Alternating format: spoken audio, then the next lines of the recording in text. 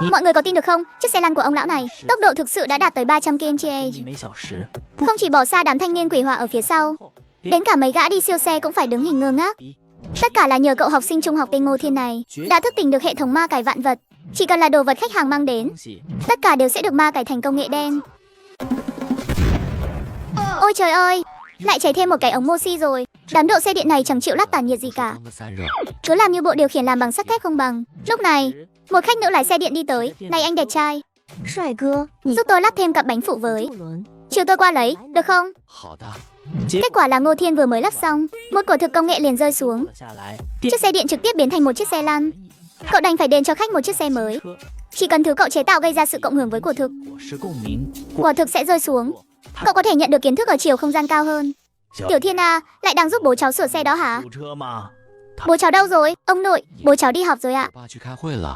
Nghe nói là buổi tọa đàm nghiêm cấm ma cái xe điện gì đó ạ. Ngoài kia có chiếc xe nào đi được không? Ông cần về nhà cô lấy ít đồ. Mấy chiếc xe cũ ngoài kia đều được ạ. Chìa khóa đều cắm sẵn ở trên đó rồi. Ngô Hưng Sảng quay người định đi lái xe cũ, nhưng ánh mắt lại bị chiếc xe lăn đặt ở cửa thu hút. Ngô Hưng Sảng thử ngồi lên xem sao. Hai chân đặt lên bàn đạp. Chất liệu của chiếc xe lăn này không tệ nha. Chỗ ngồi rộng rãi, cứ như ngồi trên ghế sofa vậy. Đệm ngồi mềm mại thoải mái, ôm sát cơ thể luôn. Lại còn có chỗ tựa lưng nữa. Đột nhiên trên tay vịn hiện ra một màn hình tinh thể lỏng. Vui lòng thắt dây an toàn. Xe lăn này được trang bị lái tự động, có thể nhập biển đến nha. Công nghệ phát triển đúng là tốt thật.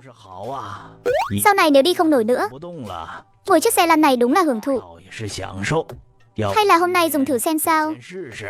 Lão Phu cũng muốn thử một lần hào khí thiếu niên. Hê hê. Sau đó vô tình đặt hai tay lên cần gạt trên tay vịn, thử di chuyển lên xuống trái phải, rồi bất ngờ phát hiện khả năng điều khiển cực tốt. Muốn tiến là tiến, muốn lôi là lôi. Độ thoải mái cũng cực cao. Rõ ràng xe lăn vừa đi qua một cái gờ nhỏ mà hầu như không có cảm giác gì. Hiệu quả giảm sóc này đỉnh thật đấy. Đúng rồi, lúc này nói có lái tự động, để mình thử xem. Đến tổ 12, thôn Ngũ Hà, cầu Nhị Tiên.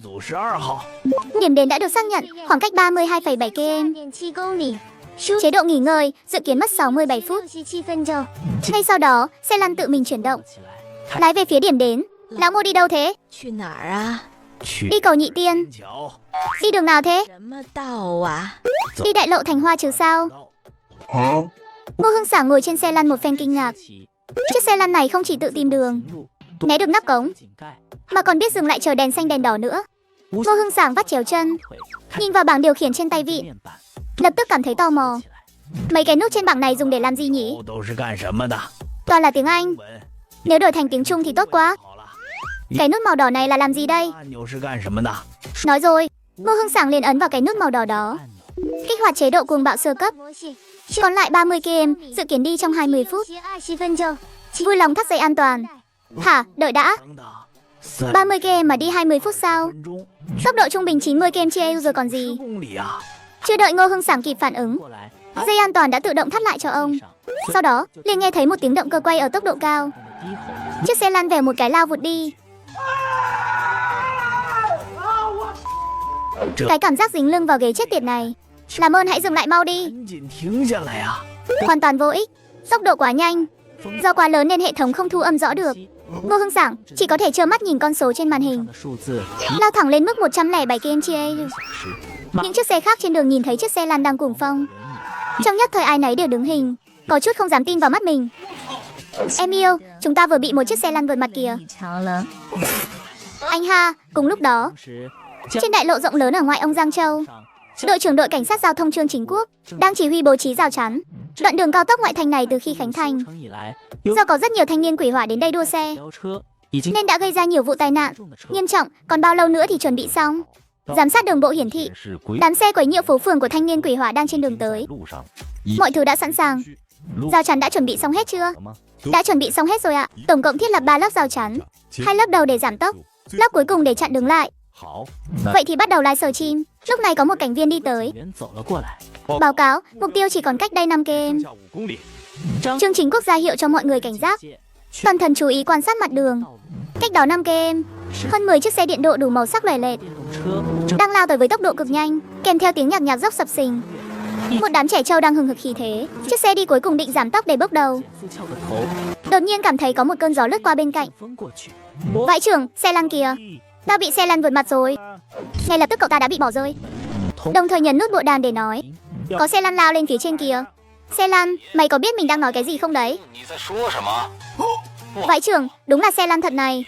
Cùng lúc đó, người đi vị trí áp chót cũng bị đuổi kịp. Đám thanh niên quỷ họa trên đường nổ tung rồi. Đứa nào cũng ngoái đầu nhìn lại. Sau đó thấy chiếc xe lăn đang cuồng phong lao đi. Vậy thật, lại bị lão già ngồi xe lăn thông chốt rồi. Vượt qua lão đi. Trong nhất thời cả đám xe đồng loạt vặn ga hết cỡ. Tốc độ tối đa của chúng cũng chỉ tầm 100 km/h. Đa số xe điện đều không đuổi kịp, chỉ có thể trơ mắt nhìn xe lăn biến mất hút. Vậy chiếc còn lại đã tăng điện áp pin và độ lại giới hạn tốc độ tối đa, mới miễn cưỡng bám theo được. Cuối cùng cũng đợi được một cái đèn đỏ. Chiếc xe lăn dừng lại. Ngô Hưng sảng hồn vía lên mây, cả cơ thể đều đang run rẩy. Tiếp đó, từng chiếc xe điện và mô tô dừng ngay bên cạnh chiếc xe lăn. Nhìn đám xe độ bên cạnh, Ngô Hưng sảng vội vàng cầu cứu. Này, mấy đứa tóc vàng, tụi bay đã ngồi xe lăn bao giờ chưa? Người trên mô tô lập tức thấy khó hiểu. Ông già, ông nói cái gì cơ? Ngô Hưng sảng vừa dứt lời, liền nghe thấy tiếng động cơ quay cực nhanh. Đèn đỏ kết thúc. Ngay sau đó là cảm giác dính lưng cực độ. Chiếc xe lăn lại lao vụt đi lần nữa. Anh, lão già đó vừa nãy hỏi cậu gì thế? Tiếng nhạc lớn quá tôi nghe không rõ.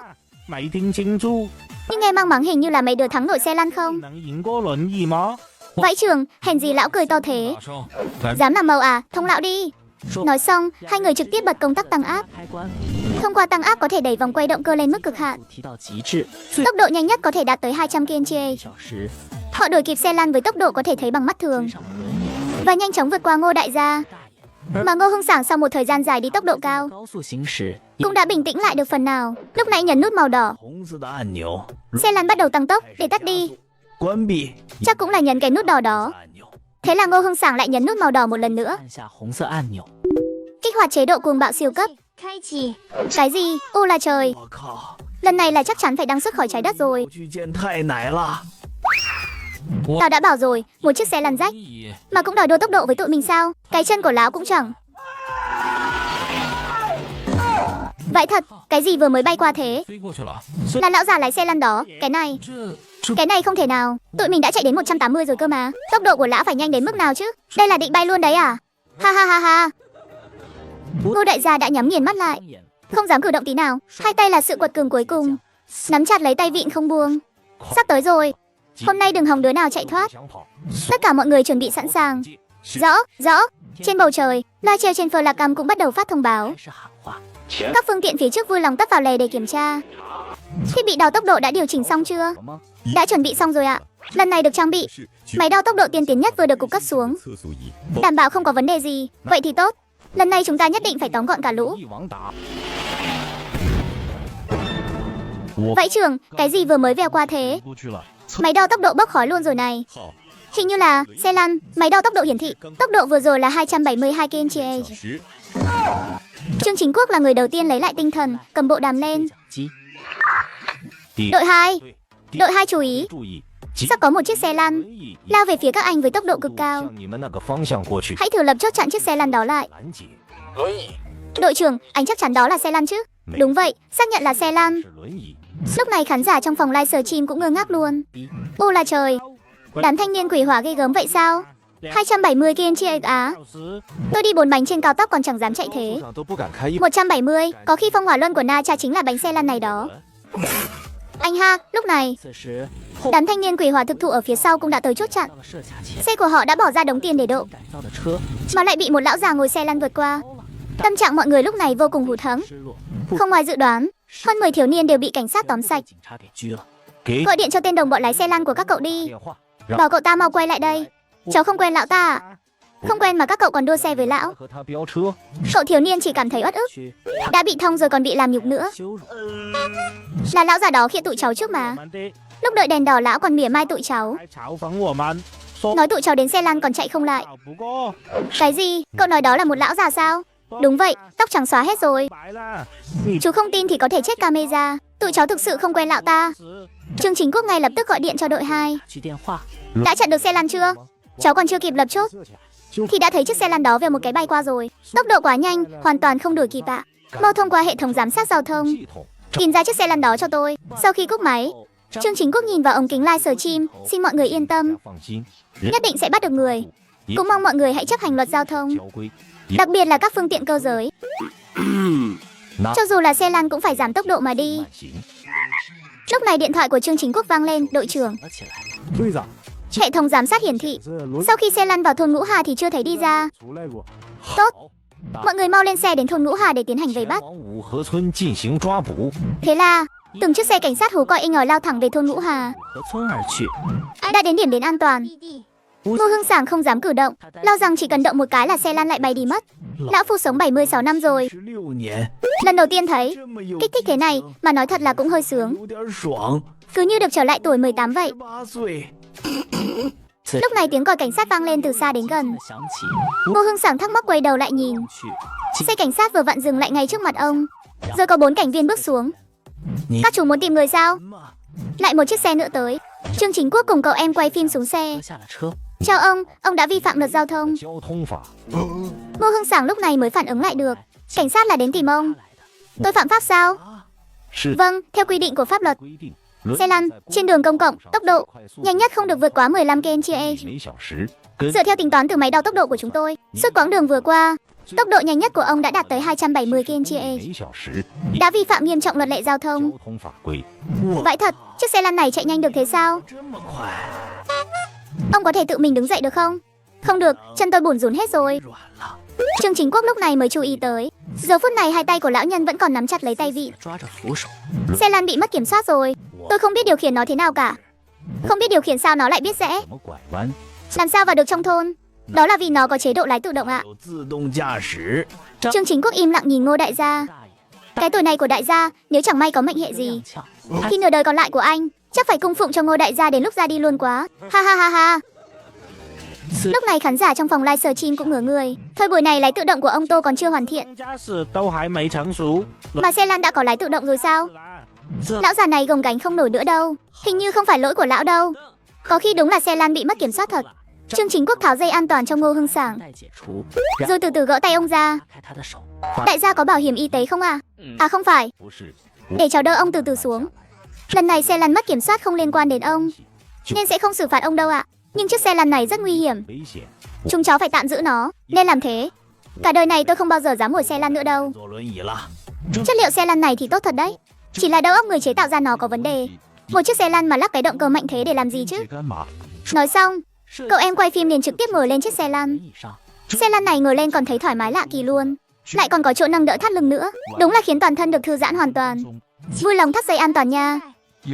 Lại còn có cả chức năng cảm ứng nữa sao? Cũng thông minh phết nhỉ. Đưa cậu về thành phố hay về tỉnh đây? Về đài truyền hình tỉnh đi ạ. Đã xác nhận. Khoảng cách 107 km.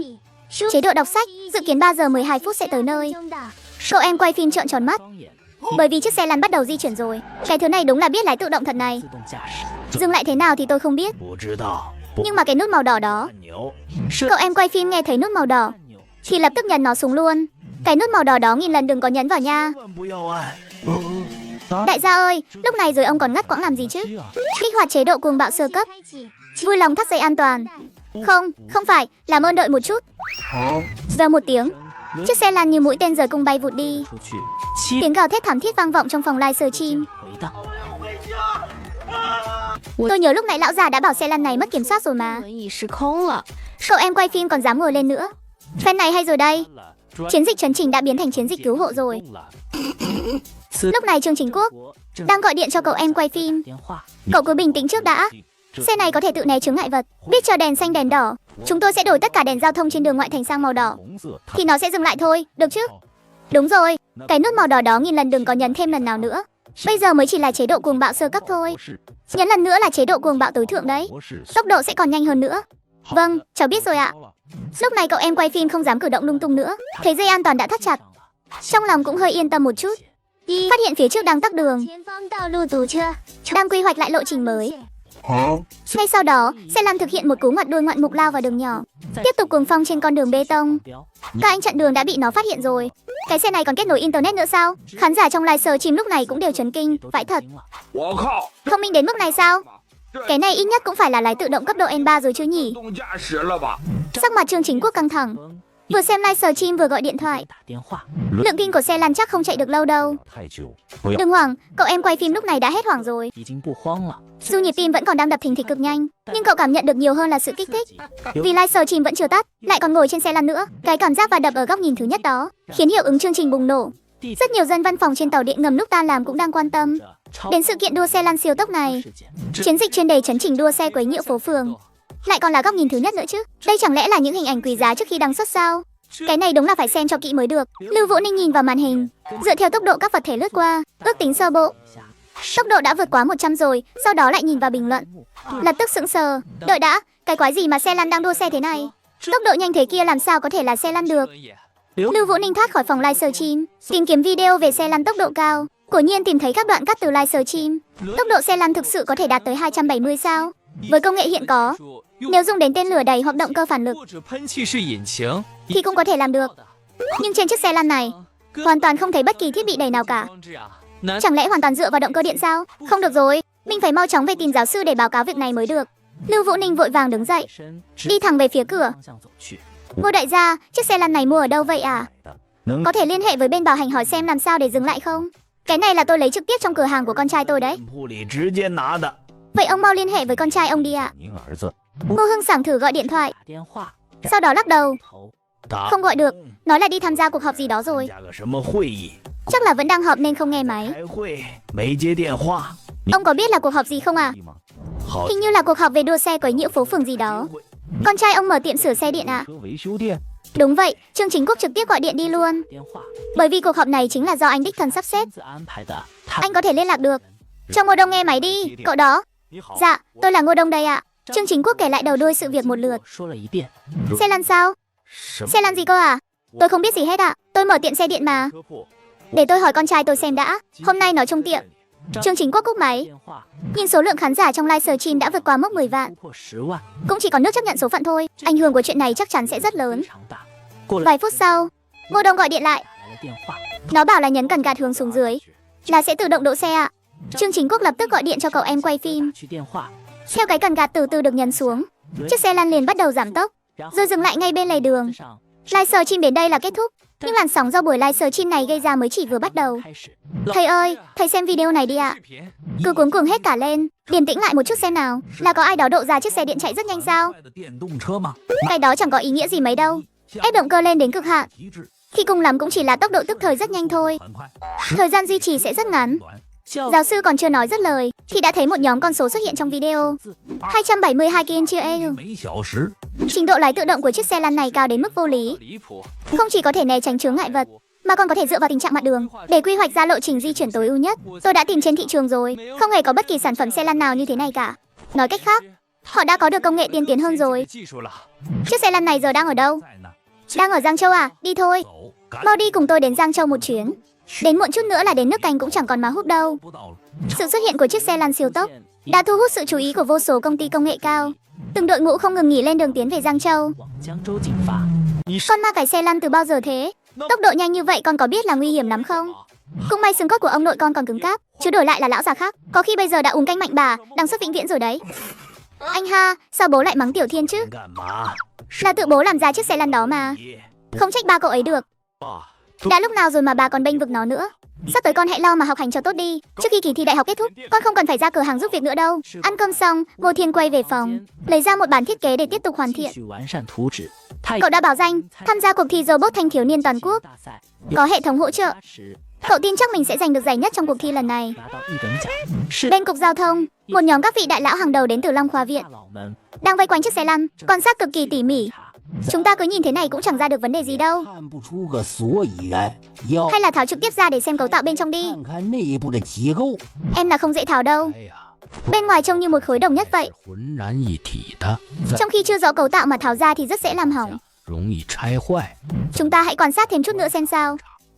Sáng sớm, Ngô Thiên cưỡi xe điện ra ngoài. Tại cổng khu chung cư, cậu bắt gặp một cô gái mặc đồng phục đang đợi mình. Xe của tớ bao giờ mới sửa xong thế hả? Cái đó, Thẩm Nhu à. Xe của cậu một chốc một lát chưa sửa xong ngay được đâu. Chẳng phải chỉ là lắp thêm cái kính chắn gió thôi sao? Mà phải mất nhiều ngày thế à? Cái kính đó cần phải đặt hàng. Hay là thế này đi, Đợi tan học tớ đưa cậu qua cửa hàng của ba tớ. Cậu chọn lấy một chiếc mới mà đi. Cô gái này tên là Thẩm Nhu. Hai người ở cùng khu chung cư, là thanh mai trúc mã lớn lên bên nhau từ nhỏ. Sở dĩ Ngô Thiên bảo Thẩm Nhu đi chọn chiếc mới là bởi vì của thực công nghệ đã ma cày chiếc xe của Thẩm Nhu đến mức không còn nhận ra nữa rồi. Buổi chiều Ngô Thiên đưa Thẩm Nhu đến cửa hàng của ba mình.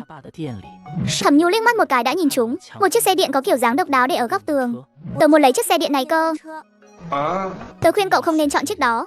Tại sao chứ? Tớ thấy nó đẹp mà. Xe này thân quá rộng, khả năng di chuyển linh hoạt không tốt lắm. Chưa đợi Ngô Thiên nói xong, Thẩm Nhu đã ngồi lên chạy thử rồi. Xe này ngồi sướng thật đấy. Tớ lấy chiếc này. Nếu đắt quá thì tớ bù thêm tiền chênh lệch cho. Không phải vấn đề tiền nong đâu. Xe này có ẩn họa về an toàn đấy. Tốc độ không được vượt quá 50 km/h đâu nhé. Tớ chỉ đi học thôi mà. Sao mà đi nhanh thế được? Hơn nữa, vượt quá 50 km/h thì đã sao chứ? Chẳng lẽ nó còn bay được lên trời chắc? Đúng là có thể lên trời thật đấy. Thôi được rồi, cũng không còn sớm nữa. Tớ về trước đây. Thẩm Nhu vít ga một cái, biến mất hút vào màn đêm. Tại cục giao thông thành phố, một nhóm nghiên cứu viên hàng đầu đã thức trắng đêm nghiên cứu suốt 2 ngày, nhưng vẫn chẳng tìm ra được manh mối gì. Ai nấy mắt cũng thâm quầng như gấu trúc. Đội trưởng Trương, anh hãy lần theo chiếc xe lăn này mà hỏi thăm, xem có thể hỏi ra được đội ngũ nghiên cứu và phát triển không. Trương Chính Quốc lúc này mới sực nhớ ra, không chặn chiếc xe lăn đó lại.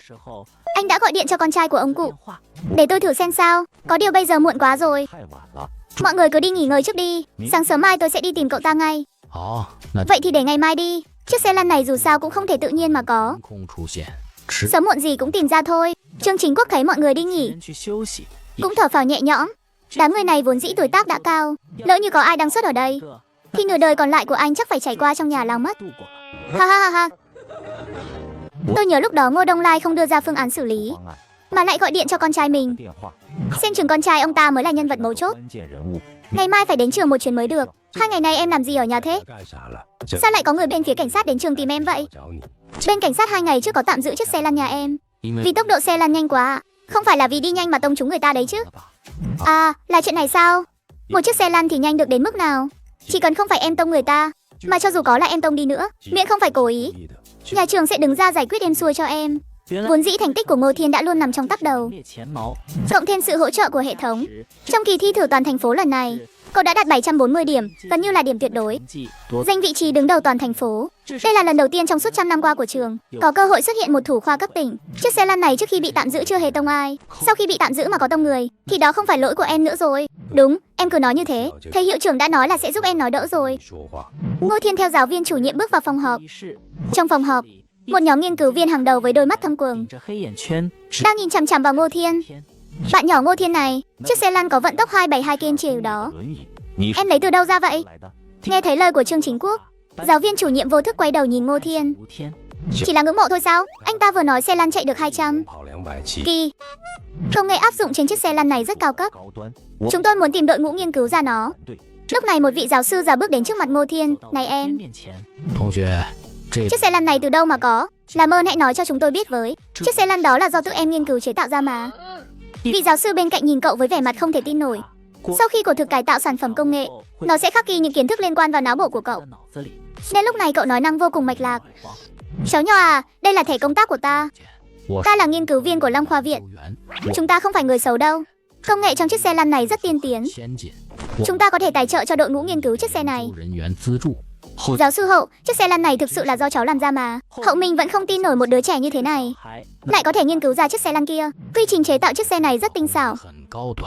Nếu đã là do cháu làm ra, vậy cháu nói cho ta biết cháu chế tạo nó ở đâu? Tại tiệm sửa xe điện nhà cháu ạ. Ha ha ha ha, mọi người không nhịn được mà cười ồ lên. Rõ ràng là bọn họ cho rằng đây là cái cớ mà Ngô Thiên đưa ra để che giấu cho người khác.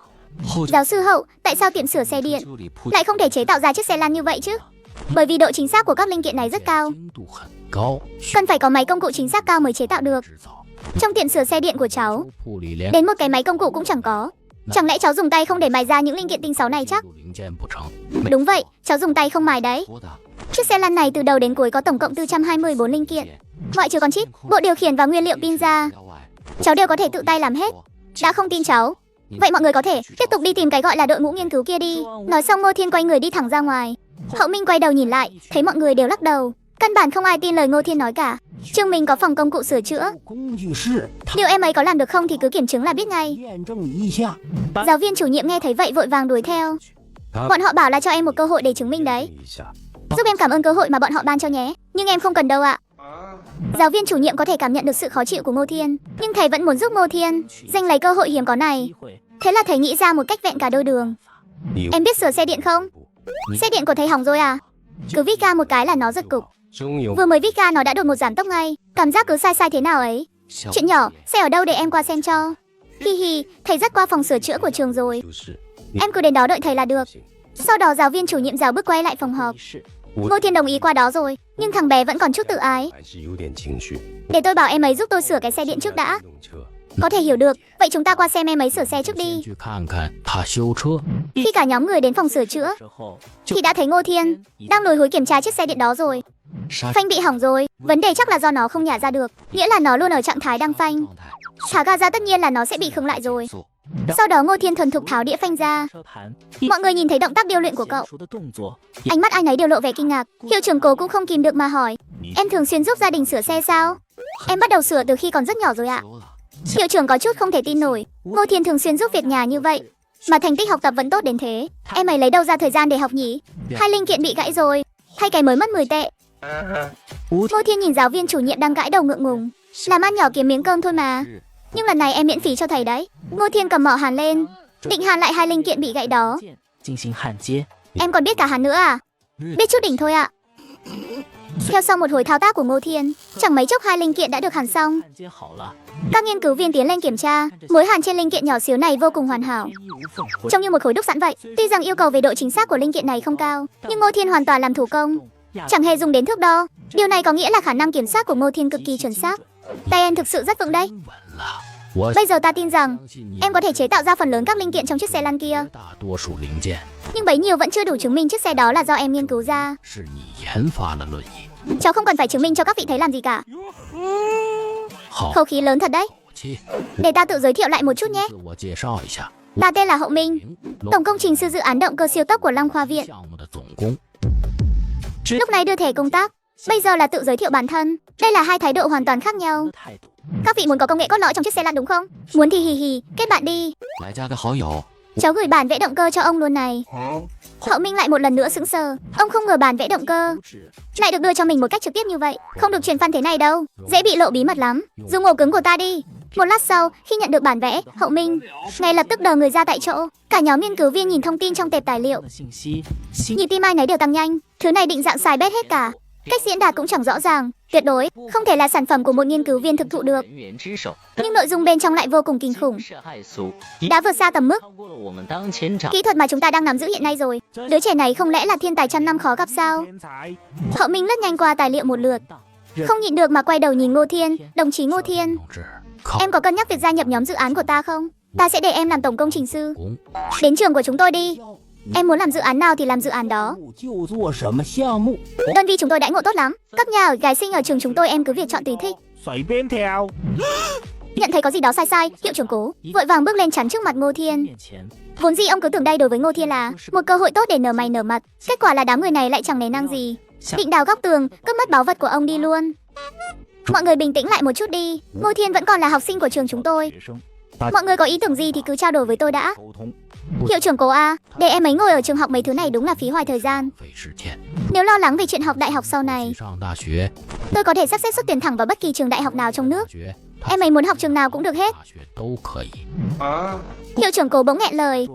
Thực ra ông cũng có chút ích kỷ. Nếu như dưới sự quản lý của ông mà nhà trường xuất hiện một thủ khoa cấp tỉnh, thì tương lai tiền đồ của ông sẽ là không giới hạn. Nhưng bây giờ, tất cả các trường đại học ở Long Quốc đều tùy Ngô Thiên chọn lựa. Giá trị của lời hứa này thực sự quá khủng khiếp. Thế là hiệu trưởng Cố quay đầu nhìn Ngô Thiên. Hay là em cứ vào văn phòng của thầy cho mình nói chuyện chút đã nhé. Không cần đâu ạ, tạm thời em vẫn chưa muốn rời khỏi trường. Cùng lắm là xin thầy cho em chút đặc quyền thôi. Đặc quyền gì nào? Không cần tham gia các buổi tự học sáng và tối. Cuối tuần phải cho em nghỉ ngơi. Có như vậy em mới có thời gian thực hiện sở thích của mình. Chỉ có vậy thôi sao? Em đã báo danh tham gia cuộc thi robot thanh thiếu niên toàn quốc rồi, nên cần dành chút thời gian chế tạo robot để được cộng thêm điểm ạ. Có chứ, chuyện đó dễ thôi. Để thầy sắp xếp cho. Giáo sư Hậu, chỗ tài liệu này đủ để các vị nghiên cứu một thời gian rồi đấy. Nhưng nếu muốn hợp tác thương mại bằng công nghệ bên trong thì phải trả tiền cho cháu đấy nhé. Hi hi hi. Cứ yên tâm, sau này chúng ta sẽ giúp em đăng ký bằng sáng chế. 申请专利， Còn về việc hợp tác, hiện tại những người xếp hàng chờ hợp tác đã dài lắm rồi. 开启了长队。 Nếu em muốn hợp tác kỹ thuật với bọn họ, 技术上的合作，我 chúng ta có thể cử những chuyên gia chuyên nghiệp 人士 qua đây giúp em xử lý. Chiếc xe lăn mà cháu chế ra này, giá trị cao bao nhiêu à? Giá trị là không thể đong đếm được. Nói cụ thể một chút nhé. 说 Nếu em muốn tối đa hóa lợi ích, 要利益最大化， có thể dùng những công nghệ này để phá vỡ sự cân bằng của thị trường năng lượng mới, 平衡， mang đến những thay đổi mang tính cách mạng, thậm chí là bỏ xa đối thủ. 遥领先。哦，那 Vậy một phòng thí nghiệm có nhiều thiết bị chế tạo 实验室 thì tốn khoảng bao nhiêu tiền à? Cái này cũng khó nói lắm. Tùy vào việc em cần những thiết bị gì. Có những thiết bị một cái đã giá hàng trăm triệu rồi. Lại có những thiết bị có tiền cũng không mua nổi đâu. Cháu hiểu rồi, vậy mọi người cứ nghiên cứu kỹ thuật trước đi. Đợi bằng sáng chế xong xuôi cháu sẽ bàn bạc thêm với họ. 他们聊聊。 Ở một diễn biến khác, Trương Chính Quốc vẫn tiếp tục 继续进行着他 chiến dịch truy quét tội phạm đua xe trái phép. 行动。 Lần này chủ yếu bắt giữ những xe điện cải tạo trái phép 电动车以 và những xe nẹt bô gây náo loạn. Những chiếc xe điện mua bình thường sẽ không bị kiểm tra, 对 nhưng với xe cải tạo thì sẽ xử lý nghiêm khắc. 击 这 Lúc này trên đường xuất hiện rất nhiều xe điện. 多电动车，这 Đúng vào giờ tan học của học sinh trung học, bỗng nhiên một chiếc xe điện có kiểu dáng cực lạ 车 đã thu hút sự chú ý của Trương Chính Quốc. Chào đồng chí. Vui lòng tấp xe vào lề. Thẩm Nhu từ từ giảm tốc, 速将 dừng xe bên lề đường, 边 ngơ ngác nhìn Trương Chính Quốc. 看着张正国， Thưa chú cảnh sát, có chuyện gì vậy à? Chiếc xe điện này bị cải tạo đến mức này rồi. Sao cô bé này vẫn có thể trưng ra bộ mặt ngây thơ thế nhỉ? Xe này là nhãn hiệu gì thế? 牌子的 Dạ cháu không biết, để cháu gọi điện hỏi thử ạ. Thế là Thẩm Nhu gọi điện cho Ngô Thiên. 吴天打去了电话， Bạn cháu bảo là xe này không có nhãn hiệu ạ. Vậy thì đây thuộc loại xe tự chế rồi, 造车 không phù hợp tiêu chuẩn lưu thông đâu. Có phải bị tịch thu xe không chú? Xe cải tạo thì chắc chắn là phải tạm giữ rồi. Đúng lúc này Ngô Thiên cũng vừa chạy tới. Cảnh sát Trương, lại gặp chú rồi. Chẳng phải đây là cậu thiếu niên thiên tài nghiên cứu xe lăn sao? 少年吗？ Chiếc xe điện này cũng là do cháu cải tạo à? 你改造的， Vâng ạ, xe này có thể không giữ lại được không chú? Hả? Lúc này đang live stream trực tiếp, Trương Chính Quốc không tiện đồng ý ngay. Sau khi qua kiểm tra an toàn nếu đạt chuẩn, 合格的话， thì có thể đăng ký cấp biển số để tiếp tục lưu thông. Để tớ đưa cậu về trước. Quay lại tớ sẽ đi làm giấy tờ cho xe. Cậu vẫn có thể tiếp tục cưới nó. Nhìn theo bóng Ngô Thiên đi xa dần, Trương Chính Quốc đi đến nơi khuất ống kính, 看不到的地方， gọi một chiến sĩ cảnh sát tới. Cưới xe đuổi theo trả lại cho cậu ấy đi. 车还给他， Đội trưởng, như vậy không tốt lắm đâu. Cứ đi đi, xe do cậu ta cải tạo tuyệt đối an toàn. 安全。 Ngày mai làm giấy tờ cho xe này sau. Cứ dùng cái ảnh vừa mới chụp lúc nãy là được. 好， Thế là anh cảnh sát leo lên chiếc xe 看 điện. 到电动车，你 Vika đuổi theo Ngô Thiên. 去追吴天， Chiếc xe điện này lái cảm giác đặc biệt thật đấy. 感觉好特别，骑 Lúc mới khởi động tốc độ chậm mà chẳng thấy rung lắc chút nào. 晃动， Hơn nữa gia tốc nhanh thật. 快， Nhưng sao cứ cảm thấy hình như có gì đó không đúng lắm. 不太对劲。 随着 Theo đà tăng tốc, 提升， tầm nhìn của anh ta cũng bắt đầu cao dần lên. Lúc này Trương Chính Quốc 国他 ngẩng đầu nhìn chiếc xe điện đang bay lên trời, há hốc cả mồm. Cái đậu, cái này mà vẫn gọi là xe điện được hả? 还是电动车吗？ Là xe điện bay thì có. Ha ha ha ha ha ha. Mọi người có tin nổi đây là một chiếc xe điện bình thường không? Chú cảnh sát giao thông chỉ vô tình vít ga lên 50 km/h thôi. 时 Kết quả là giây tiếp theo nó bay thẳng lên trời luôn. Mẹ ơi, chẳng ai bảo là cái xe điện này biết bay cả. 电动车会飞呀？ Lúc nãy là cụ già ngồi xe lăn đua xe, 车 bây giờ là chú cảnh sát cưỡi xe điện cất cánh. 车起飞， Cái phòng livestream này biết cách tạo nội dung quá đi mất. Ai đó làm ơn đến đè nắp quan tài của Newton xuống hộ cái. Tôi còn muốn xem tiếp nữa. Nhận ra có gì đó không ổn, Trương Chính Quốc nhanh chân bước đến trước ống kính. Buổi livestream hôm nay đến đây là kết thúc. 结束。 Nhìn theo chiếc xe điện đang đi xa dần, sự chấn động trong lòng anh đã đạt đến cực hạn. 到了极致。 Sau đó anh lập tức gọi điện cho Ngô Thiên. 电话， Ai đấy à? Bạn Ngô Thiên ơi, chú Trương Chính Quốc đây. 张正国 Đồng nghiệp của chú cưới chiếc xe điện của bạn cháu, 辆电动车， bay thẳng lên trời rồi cháu ơi. Ngô Thiên im lặng một chút. 一下， Mấy chú cảnh sát này tình hiếu kỳ cao quá đi thôi. Tại sao xe lăn cũng đòi ngồi, mà xe điện cũng đòi cưỡi thế này? Sau khi cháu đi, chú định bảo đồng nghiệp cưỡi xe qua trả cho cháu. 去还给你， Anh ngờ cưỡi một hồi nó bay lên trời luôn. 了起来。现 Bây giờ việc cấp bách là làm sao để xe điện hạ cánh đây. 动车落地， Cứ giảm tốc là nó sẽ tự động hạ độ cao thôi ạ. Trương Chính Quốc vội vàng cúp máy, 电话， rồi lại gọi cho anh cảnh sát kia. Đội trưởng, bây giờ em thấy hơi hoang mang. Rốt cuộc là cái xe điện này biết bay, hay là tối qua em thiếu ngủ nên bị ảo giác vậy? 出现了幻觉， Ha ha ha ha. Cậu nghe tôi nói đây, đừng có sợ, chiếc xe điện này an toàn lắm. 安全。 Bây giờ cậu chỉ cần giảm tốc độ là nó hạ xuống được thôi. 下来， Anh cảnh sát từ từ thả lỏng tay ga. Tốc độ xe điện bắt đầu giảm xuống, 降低， độ cao cũng theo đó mà thấp dần. Cả quá trình đều diễn ra rất êm ái. Anh ta cũng dần dần cảm thấy an tâm hơn. 感 Thế rồi trong lòng bỗng nảy ra một sự thôi thúc. Anh lại vít ga thêm lần nữa. Chiếc xe điện lại bắt đầu bay vút lên cao. 高处攀升， Mình thế mà lại đang cưỡi xe điện bay lượn trên trời này. Mà tốc độ càng nhanh, xe điện bay lại càng ổn định. 动车反倒越稳，这 Cảm giác này thật là kỳ diệu quá đi. 妙啊！ Ngô Thiên bên này cũng dừng xe lại, 的车 đứng bên lề đường đợi chờ. Dừng lại làm gì thế?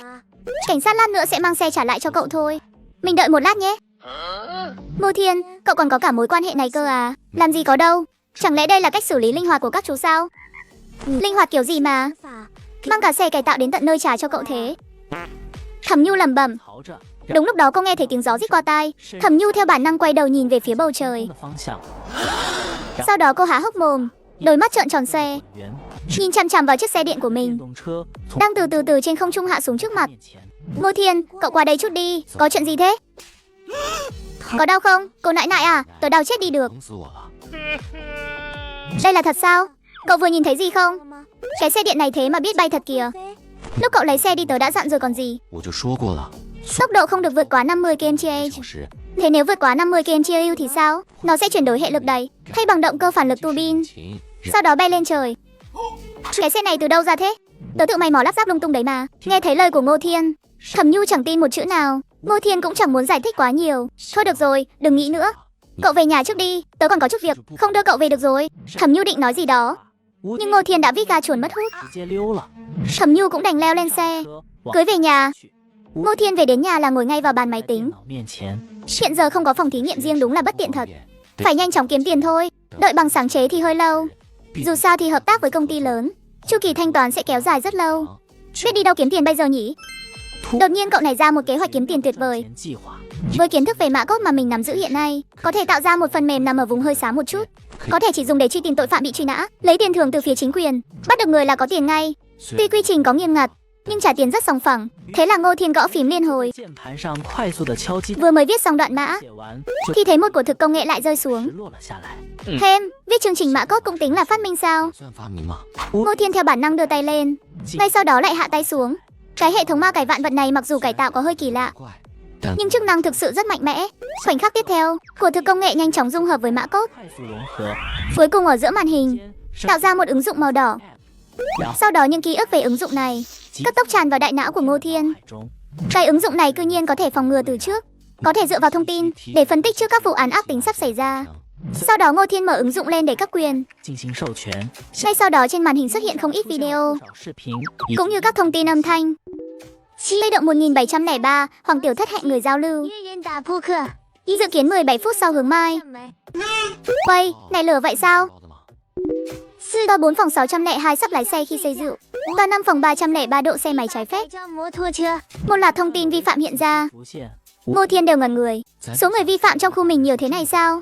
Bắt toàn là mấy chuyện nhỏ nhặt. Số điện thoại báo cảnh sát này có cần thiết phải gọi không?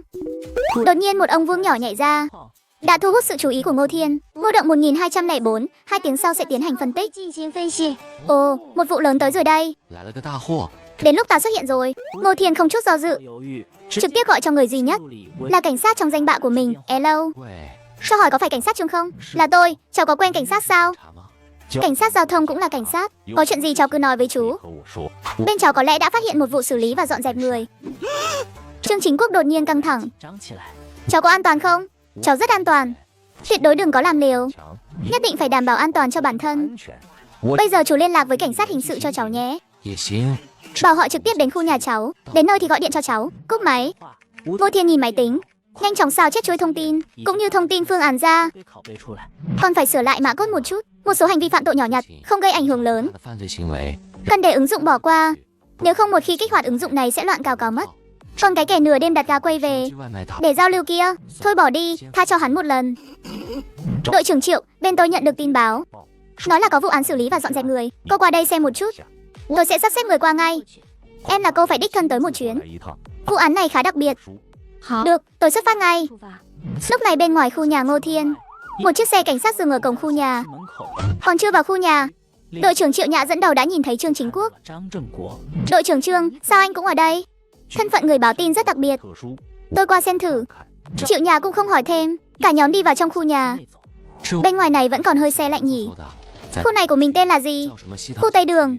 Hay là gọi phách lối là khu ngoài vòng pháp luật luôn cho rồi. Anh ha. Lúc này Ngô Thiên thấy nhóm Trương Chính Quốc đi tới. Trương Chính Quốc bước nhanh tới trước, sau đó giới thiệu với Ngô Thiên, đây là Triệu Nhã. Đội trưởng Triệu, cháu biết thông tin gì thì cứ trực tiếp nói với cô ấy. Ngô Thiên nói lại thông tin cụ thể của kẻ phạm tội cho đội trưởng Triệu nghe một lượt. Cảm ơn cháu đã báo tin. Cho chúng tôi một lát nhé. Nói xong, Triệu Nhã để lại một người ở bên cạnh Ngô Thiên. 吴天身边，他 Còn cô dẫn người lên lầu tiến hành bắt giữ. Đi tới phòng 1204 tòa 5, một cảnh sát gõ cửa phòng. 房间门， Đợi một lát, bên trong không có động tĩnh gì. Đội trưởng, có cần phá cửa không? Đừng vội, hiện tại mới chỉ là giai đoạn điều tra. Gõ lại lần nữa. Ngay khi cảnh sát định gõ cửa, 门的时候 khi nghe thấy cửa thang máy phía sau mở ra, một người đàn ông xách túi na lăn lớn màu đen bước ra ngoài. 出来， Người đàn ông ngẩng đầu thấy một nhóm cảnh sát. 员手 Cái túi trong tay lập tức rơi xuống đất. 掉在地上，袖 Những chiếc cưa dì xét, 锯子 búa và các công cụ khác rơi vãi khắp nơi. Thấy tình hình không ổn, người đàn ông bỏ chạy thục mạng. Triệu Nhã và những người khác cũng đuổi theo. 冲了出去。 Nghi phạm chạy xuống lối thoát hiểm rồi. Chặn hắn ở cổng chính tòa 5. Cảnh sát bên cạnh Ngô Thiên lập tức lao về phía tòa 5. 冲去， Anh ta còn chưa chạy tới nơi, đã thấy nghi phạm nhảy lên một chiếc xe máy, 摩托车 nổ máy vặn ga cái vèo lao ra ngoài. 一下冲了出去。 Lúc này nhóm Triệu Nhã mới lao ra khỏi tòa nhà. Đội trưởng, hắn cưỡi xe máy chạy mất rồi. 此时 Lúc này Trương Chính Quốc cũng chạy tới, 跑了过来， lập tức thông báo cho người khác thiết lập trạm gác để bắt giữ. 设卡实施抓捕。 Sau đó cả nhóm chạy ra ngoài khu nhà. Họ phải nhanh chóng lên xe. Nếu có thể trực tiếp đuổi kịp bắt được người thì tốt nhất. 再好不过了。跑 Đang chạy, 着 cả nhóm nhìn thấy một chiếc 看到了一辆粉 xe điện màu hồng. 车， Ngồi lên chiếc xe điện đó chắc chắn sẽ đuổi kịp. 肯定能追上。 Cái chiếc xe điện lòe loẹt này 动车 mà đòi đuổi kịp xe máy của người ta sao? Đùa gì vậy? 玩笑， Nhưng nó có thể giúp tôi ra khỏi khu nhà nhanh hơn. 出小区， Lên xe cảnh sát, khi xe điện của Ngô Thiên dừng lại, 车停下，照 Triệu Nhã nhanh chóng lên xe. Mau ra cho tôi đỗ xe bên ngoài khu nhà. 这个地方 Không thể trực tiếp đuổi theo sao? 杀 Hả? Xe này của cháu mà đòi đuổi theo được à? Ngồi chắc vào, Ngô Thiên vặn gà hết cỡ. 到底 Cái vèo một cái lao vút đi. Chiếc xe điện tôi tiện tay ma cái cư nhiên lại bay 竟 lên 然飞了起来。 để bắt giữ kẻ xử lý người. 车逃跑的杀人分 Đang cưỡi xe máy bỏ chạy. Chú cảnh sát cư nhiên muốn trưng dụng xe điện của tôi. 电动车， Xe này của cháu có đuổi kịp không đấy? Thời khắc chứng kiến kỳ tích đến rồi. Đội trưởng Triệu, ngồi chắc vào nhé. Ngô Thiên vặn gà hết cỡ. 到底 Cái vèo một cái bay vút đi. Triệu Nhã cảm nhận được một lực đẩy cực mạnh từ phía sau. 在 Tiếp đó, cô thấy khoảng cách với mặt đất ngày càng xa. 越来越远。 Chiếc xe điện này cư nhiên bay lên rồi. 竟然飞起来了。 Trương Chính Quốc ở dưới đất. 国以 Đây không phải lần đầu thấy xe điện bay 电 lên. 动车起飞， Nhưng dù vậy, 如此，他 ông vẫn thấy thật vô lý và kinh ngạc. 以及经验， Những cảnh sát chưa từng thấy cảnh này. Từng người một trợn tròn mắt, 双眼嘴 miệng há to đến mức có thể nhét vừa một quả táo. 苹果， Trời à, tôi thấy xe điện đang bay trên trời kìa. Tôi cũng thấy rồi, Đúng là đồ chưa thấy sự đời. 样子， Đây đương nhiên là thật rồi, ha ha ha, đội trưởng Triệu. 赵队长 Chúng ta sẽ bắt giữ như thế nào? 是 Cứ bám theo mãi hay là từ trên trời lao xuống chặn hắn? 这样拦截他， Ai mà chẳng muốn làm anh hùng. Bây giờ được lệnh ra ai lại còn được làm anh hùng thì sướng thật. 是真的爽。 赵 Triệu Nhã hoàn hồn lại, ghé đầu nhìn xuống dưới, thấy chiếc xe máy đang lẩn trốn kia. 的摩托车 Xe máy cũng chẳng thèm quan tâm đèn xanh đèn đỏ, luôn duy trì tốc độ cao, 在 luồn lách trên các con đường trong thành phố. 回穿梭着， Có thể chặn lại không? Bay trực tiếp đến trước mặt hắn rồi chặn kiểu Mỹ. 拦截大概 Xác suất cao là có thể chặn hắn lại, nhưng có thể sẽ khiến hắn bị thương. 伤 Triệu Nhã suy nghĩ một chút, dù sao hiện tại vẫn chưa có kết luận cuối cùng. 定论 Nếu mạo hiểm chặn lại khiến người ta bị thương, 致人受伤， cô sẽ phải viết một đồng báo cáo. Có cách nào chặn lại an toàn hơn không? 拦截 Có thể khiến hắn mất động lực. 动力。 Não bộ Ngô Thiên vận hành cực nhanh. Thực sự là có thể, chỉ cần làm hắn mất điện tắt máy là được. 火就行。 Thế là Ngô Thiên tạm thời trên xe 是 điện, 在电动车上输 nhập vào lệnh xung điện từ đơn giản. 脉冲指令， Loại xung điện từ đơn giản này 冲 có thể khiến xe mất động lực trong chốc lát, 驱动力 mà không đến mức làm hỏng xe. Ngô Thiên tăng tốc, 一个加速， trong vài hơi thở, đã tới phía trên chiếc xe máy mục tiêu. 车的上方，然后 Sau đó thao tác lệnh phóng xung điện từ. 放出电子脉冲， Xe máy lập tức tắt máy. 间熄火。 Chuyện gì vậy? Sao tự nhiên lại tắt máy rồi? Cho dù Lý Khắc có nổ máy thế nào, cũng không thể khởi động lại được. Lúc này hắn thấy một chiếc xe điện 电动车 từ trên không từ từ dừng lại trước mặt 在 mình. 他前面， Vậy, cái quái gì thế này? 东西 Lý Khắc vội vàng nhảy xuống xe, theo bản năng chạy về phía lề đường. Sau đó phát hiện cho dù hắn có chạy thế nào, 跑， cũng không thoát khỏi sự kiểm soát của chiếc xe điện. 缩 Đành phải hai tay ôm đầu, 去 tuyệt vọng đầu hàng.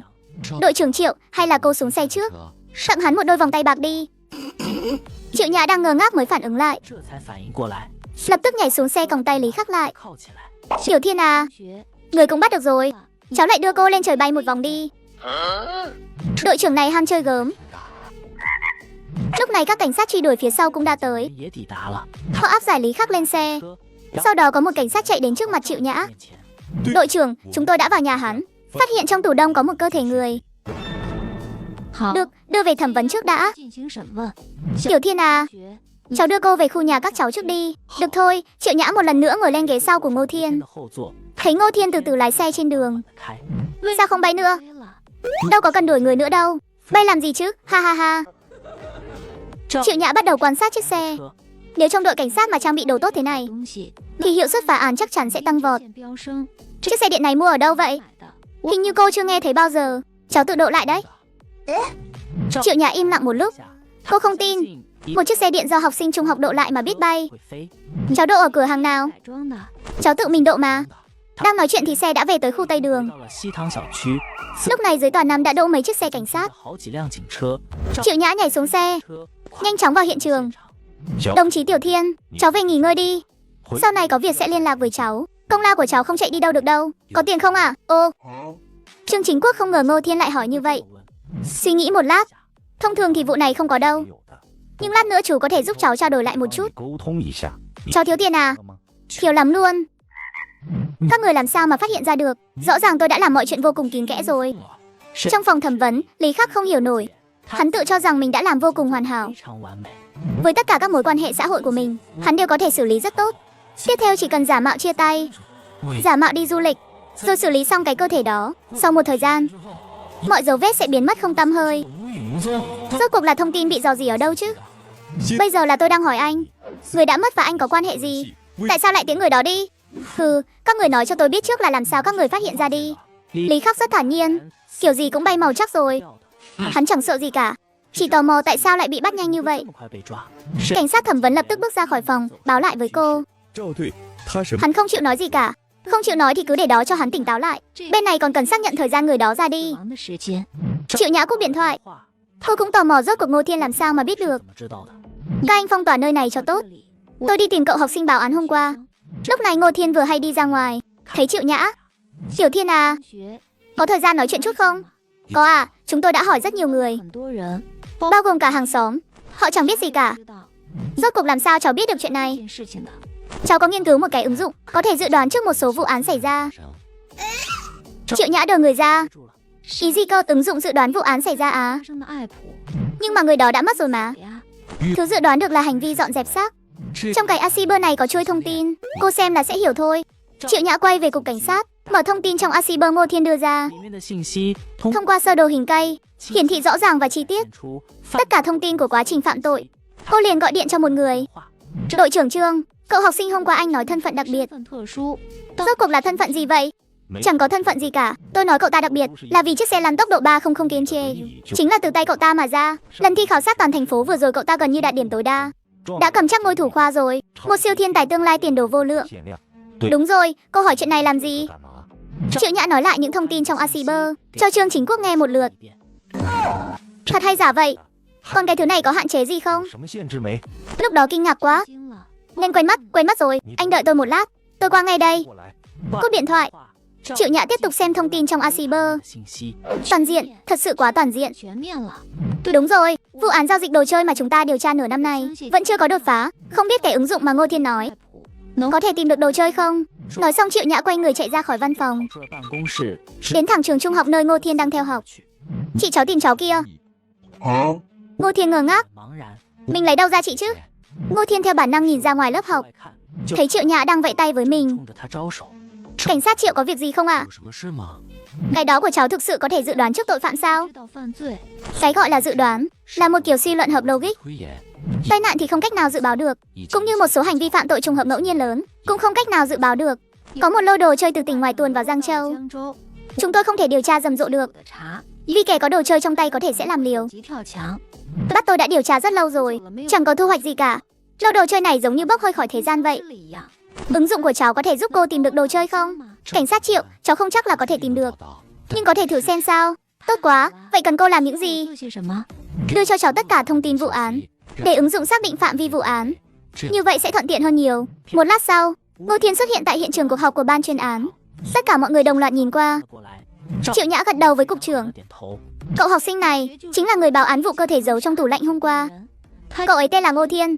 Vụ án hôm qua chính là dùng một ứng dụng do cậu ấy tự nghiên cứu để phát hiện ra đấy. Hơn nữa cái ứng dụng này còn có thể phòng ngừa tội phạm. Trong phòng họp, ánh mắt của mọi người đều đổ dồn vào Triệu Nhã. Ánh mắt có chút kỳ quái. Không phải chứ, sao Triệu Nhã lại tin tưởng một học sinh như vậy? Tin một học sinh nghiên cứu ra thứ có thể phòng ngừa tội phạm à? Thà tin chúng tôi là Tần Thủy Hoàng còn hơn. Ha ha ha. Cục trưởng cũng muốn nói đây là giả, nhưng lời vừa đến cửa miệng 淡化到嘴边。 Tiểu Nhã, tôi cho cô nghỉ 3 ngày. 天假， Vụ án này cứ để tôi trông coi. 我来盯着。 赵 Triệu Nhã biết cục trưởng không tin Ngô Thiên. 不相信吴天， Cục trưởng, những người tham gia vụ án hôm qua chắc đều 应 biết. 该都知道。 Gần như không có bất kỳ sơ hở nào. Các vị đang ngồi ở đây, có ai đưa ra được manh mối hữu ích nào không? Cuối cùng chẳng phải nhờ ứng dụng này của Ngô Thiên giúp chúng ta phá án sao? 会议 Phòng họp bỗng chốc im phăng phắc. 静下来， Cục trưởng thấy Triệu Nhã có chút kích, động liền đi tới bên cạnh hai người họ. Thế này đi, chúng ta chia làm 2 bước. 不走， Bên này chúng tôi tiếp tục họp để điều tra. Các cô cứ tìm theo cách của các cô. 找 Triệu Nhã quay đầu nhìn Ngô Thiên. 吴天 Cần những tài liệu nào? Có những tài liệu này là đủ rồi. Đưa cho cháu một chiếc máy tính nữa. Cháu cứ dùng chiếc máy tính này đi. Ngô Thiên cài ứng dụng vào máy tính, 装到电脑上，开 bắt đầu nhập thông tin vụ án. Mọi người trong phòng họp đều nhìn qua, đến cả cục trưởng cũng đi tới. Sau đó, liền thấy dòng thông tin bắt đầu nhấp nháy trên màn hình. 信息流。 Mất khoảng bao lâu? 这 Cái này không chắc chắn được. Phải xem thuật toán cũng như số lượng thông tin thu thập được. 数量 Vậy chúng ta cứ họp trước đã. Lời vừa dứt, ở góc trên bên phải màn hình, liền xuất hiện một ống vuông màu đỏ. Ra rồi, cháu chiếu kết quả lên màn hình lớn nhé. 上 Mọi người vào vị trí. 各位，全 Tất cả nhìn lên màn hình lớn. Người sống ở đây vốn là một trạch nam, 南 kiểu cực kỳ ít ra ngoài ấy. Một ngày chỉ đặt 1 phần đồ ăn bên ngoài, 单 nhưng hiện tại một ngày đặt 3 lần. 3次外卖， Sáng trưa tối mỗi lúc 1 lần, còn tăng thêm các khoản tiêu dùng tạm thời. Hơn nữa bọn họ còn có hành vi vay nợ. Chủ nhà vốn dĩ là một người viết tiểu thuyết mạng, 靠 sống qua ngày bằng chút tiền nhuận bút ít ỏi. Nhưng nhiều khi thà nhịn đói chứ không vay nợ. 饿着也不借贷， Nhưng bây giờ vì ăn mà còn đi vay nợ. 还借了贷， Một nhóm cảnh sát vẻ mặt nghiêm trọng. 重 Những thông tin mới này đúng là thứ chúng ta đã sơ suất. 疏忽的东西。 Bắt chỉ dựa vào những thông tin này. Tại sao cậu có thể khẳng định hai người này chính là nghi 两个人就是嫌疑人。 phạm? Ngô Thiên mở toàn bộ sơ đồ hình cây ra, tìm thông tin xác nhận nhân sự. 信息， Tác giả mạng vốn dĩ ngày nào cũng ăn đồ bên ngoài, cái gì rẻ thì chọn cái đó. Nhưng nửa tháng trước phong cách đột nhiên thay đổi. 不变， Không chỉ là giá cả và chất lượng tăng lên, 生 khẩu vị cũng phân hóa thành 2 cực, lần lượt là tuyệt đối không cay và cực cay. 零 Lựa chọn đồ ăn vặt cũng phù hợp với sự khác biệt về khẩu vị, 别 thậm chí còn có sự khác biệt về vùng miền. Phòng họp xôn xao hẳn lên. 哗然。 Thực ra hai người này đã vô cùng cẩn trọng rồi. 慎了，每 Mỗi ngày đều không đặt thừa lấy 1 phần đồ ăn. Điện nước sử dụng cũng vừa khéo, mục tiêu. 找的目标 Chọn chúng lại còn là một người cơ bản không ra khỏi cửa. Nếu cẩn thận thêm chút nữa, thì người ngoài cơ bản chẳng phát hiện ra điều gì bất thường. Quay, mấy cái thông tin nào rượu này mà cũng tra ra được sao? 查到， Lúc mọi người còn chưa kịp hoàn hồn, 事后， trên màn hình lại xuất hiện thêm một ông vuông màu đỏ mới. 红色方框， Lại tìm thấy 2 mục tiêu nữa ở trong một tòa nhà bỏ hoang. 烂尾楼里， Sau đó Ngô Thiên lại giải thích thông tin cụ thể 信息点 cho các cảnh sát nghe một lượt. Đúng rồi, anh đảm nhiệm chức tổng chỉ huy hành động lần này, 指挥 chia tất cả nhân sự thành các nhóm, 分组， tiến hành quan sát và rà soát theo những manh mối này. 观察和摸排，对 Đối phương có đồ chơi trong tay, tuyệt đối đừng để bứt dây động rừng. 行蛇， Trước 6 giờ chiều hôm nay tôi muốn xác nhận những thông tin 确 này. 认这些信息。 À cục trưởng, 局长 nếu dưới sự hỗ trợ của cháu mà bắt được tội phạm truy nã, 会 thì cháu có được tiền thưởng không ạ? Cháu tên là Ngô Thiên đúng không? Chỉ cần thông tin vụ án lần này được xác nhận, 确认 sau khi bắt được nghi phạm, 抓到后，学 tiền thưởng và giải thưởng đều sẽ phát cho cháu. 发给你。 Hi hi, cảm ơn lãnh đạo. 谢谢领导， 会 Sau khi cuộc họp kết thúc, Triệu Nhã bảo Ngô Thiên ngồi ở văn phòng của cô, còn cô thì đi học cuộc họp hành động tiếp theo. Ngô Thiên ngồi trên sofa nhìn ngó xung quanh. 张望 Sau đó cậu thấy một thanh bảo kiếm treo trên tường. 上的宝剑， Ồ, thanh này bảnh thật đấy. 人真帅， Cảm giác cầm khá nặng tay. 帽 Hình như đây không phải kiếm, mà là một chiếc dùi cui điện có đầu phóng điện bằng kim loại. Ngô Thiên ấn nút, 按钮舞动， khua vài cái nhưng chẳng thấy động tĩnh gì. 和动静。 Thứ này không lẽ còn có công tắc nguồn tổng sao? Ngay lúc này, 赵 Triệu Nhã học xong bước vào. 进来， Thứ đó bị tôi đánh hỏng rồi. 坏了，你 Nếu cháu thích chơi, 玩 cô có thể đổi cho cháu thanh khác. Ha ha ha, ngại quá à. 不好意思啊， Cháu thấy tò mò nên lấy xuống xem thử thôi. Hay là để cháu mang về sửa thử xem sao? Cháu còn biết sửa cả cái này nữa à? Chắc là không khó đâu ạ. 行， Sửa xong hết bao nhiêu tiền? Lát nữa cô chuyển khoản cho cháu nhé. 不要 Không lấy tiền đâu, thuần túy là vì cháu thấy hứng thú thôi. 好， Vậy bây giờ cô đưa cháu về trường trước. 学校 Về tới trường, Ngô Thiên liền gọi điện cho giáo viên chủ nhiệm. Thầy ơi, 老师 bây giờ phòng sửa chữa của trường có ai không ạ? Không có ai, cháu muốn mượn phòng sửa chữa một chút. 修饰， 有什么需 Có cần thầy giúp gì không? Không cần đâu à, chỉ là buổi sửa chữa hôm nay. Thầy đừng để người khác dùng là được ạ. Ngô Thiên ở trong phòng sửa chữa của trường, nhanh chóng hì hoáy thanh bảo kiếm đó. 剑突然 Đột nhiên một quả thực công nghệ tỏa sáng rực rỡ, 果实金 rơi chính xác lên thanh bảo kiếm. Trong đầu Ngô Thiên cũng bắt đầu hiện lên浮现 toàn bộ kiến thức về thanh bảo kiếm mới, 知识 cùng với việc nhanh chóng tiêu hóa kiến thức. 消化。 Ngô Thiên đột nhiên cảm thấy chấn kinh. Không phải là thứ này có thể phóng điện cách không sao? 功放电， Hơn nữa còn có thể chọn mục tiêu chính xác. Đây chẳng phải là điện áp đánh thùng sao? Trong điều kiện bình thường không khí là chất cách điện tốt. 是良好的绝缘体， Nó được cấu tạo từ các phân tử trung tính, gần như không dẫn điện. Muốn làm cho không khí dẫn điện, 电需 cần hình thành điện trường mạnh giữa hai điện cực mới được. 强电场才行。 Sau đó Ngô Thiên nhìn thấy bên cạnh có một con rán. 有一只蟑螂， Hi hi, Tiểu Cường, 小强， hay là người giúp ta thử nghiệm một chút nhé. Nói xong, Ngô Thiên liền vung tay về phía Tiểu Cường đang bỏ chạy. Ôi trời, cái dùi cui điện này, đối với vật thể di động cũng có thể đánh trúng chính xác. Điều khiển vô cùng chuẩn xác. Công nghệ này hơi bị đỉnh đấy. Việc cấp bách hiện nay là chống trộm. 是仿到一 Một thanh y hệt bỗng nhiên điện thoại reo lên. 电话响了起来。 Đội trưởng Triệu, thanh bảo kiếm của cô đã sửa xong rồi. 好了， Cháu đang định tìm thời gian gửi qua cho cô. Rồi cui điện không quan trọng, là chuyện vụ án muốn tìm cháu tư vấn thêm chút. 咨询一下。 Bây giờ cháu đang ở đâu? Cháu đang ở trường, được. 好，我 Bây giờ cô đến đón cháu ngay. Đến đồn cảnh sát. 局 Ngô Thiên tùy tiện đặt thanh bảo kiếm xuống. 放下。 Là ứng dụng tính toán sai sao? Chúng tôi đã xác minh tất cả thông tin suy luận, 信息 ngoại trừ một số cực ít có sai lệch. Đa số đều chính xác. 对的， Chúng tôi chưa ra tay là vì chưa tìm thấy hàng nóng. 还没找到。 Chính là muốn hỏi cháu xem có thể tra ra được những món đồ chơi này không? Ứng dụng suy luận cần có thông tin. Về thông tin đồ chơi thì ứng dụng không có cách nào lấy được. 获取 Thông tin chúng ta lấy được hôm nay giao cho vụ án. 交给 app。 Liệu có thể có được thông tin chính xác hơn không? 信息 Có thể thử xem sao. Thế là Ngô Thiên đem thông tin tra được hôm nay, 查探到的信息 toàn bộ nhập vào trong ứng dụng, đối chiếu và xử lý xong tất cả thông 信 tin. 息处理完毕， Tổng cộng có 8 mục tiêu. Có 6 người xác nhận có đồ chơi. 2 người còn lại xác suất là 50% có kết quả. 得到结果，会 Không khí trong phòng họp tức khắc trở nên nghiêm trọng. 肃起来。 Mọi người cứ bàn bạc kế hoạch hành động đi. Cháu xin phép ra ngoài trước. Được. Cháu cứ sang văn phòng cô ngồi một lát. 会 Lát nữa cô đưa cháu về trường. Không sao đâu, cô cứ bận việc đi. Cháu tự bắt xe về là được rồi. Vậy cũng được. 行 Lần sau mời cháu ăn cơm. 咱 Chúng ta sẽ tiến hành vây bắt vào rạng sáng. 行动 Chỉ thị của cấp trên là yêu cầu chúng ta bắt sống nhé. 活的。 Mục tiêu có hàng nóng, mà còn phải bắt sống sao? Cấp trên còn nói vì sao phải bắt sống không? 打活的嘛。 Sở muốn thẩm vấn động cơ của bọn chúng. 动机 Tuy nhiên tình hình cụ thể có thể xem xét tại hiện trường, linh hoạt biến thông. Ngô Thiên nói bảo kiếm này đã sửa xong, vừa hay sắp đi làm nhiệm vụ, có thể mang theo phòng thân.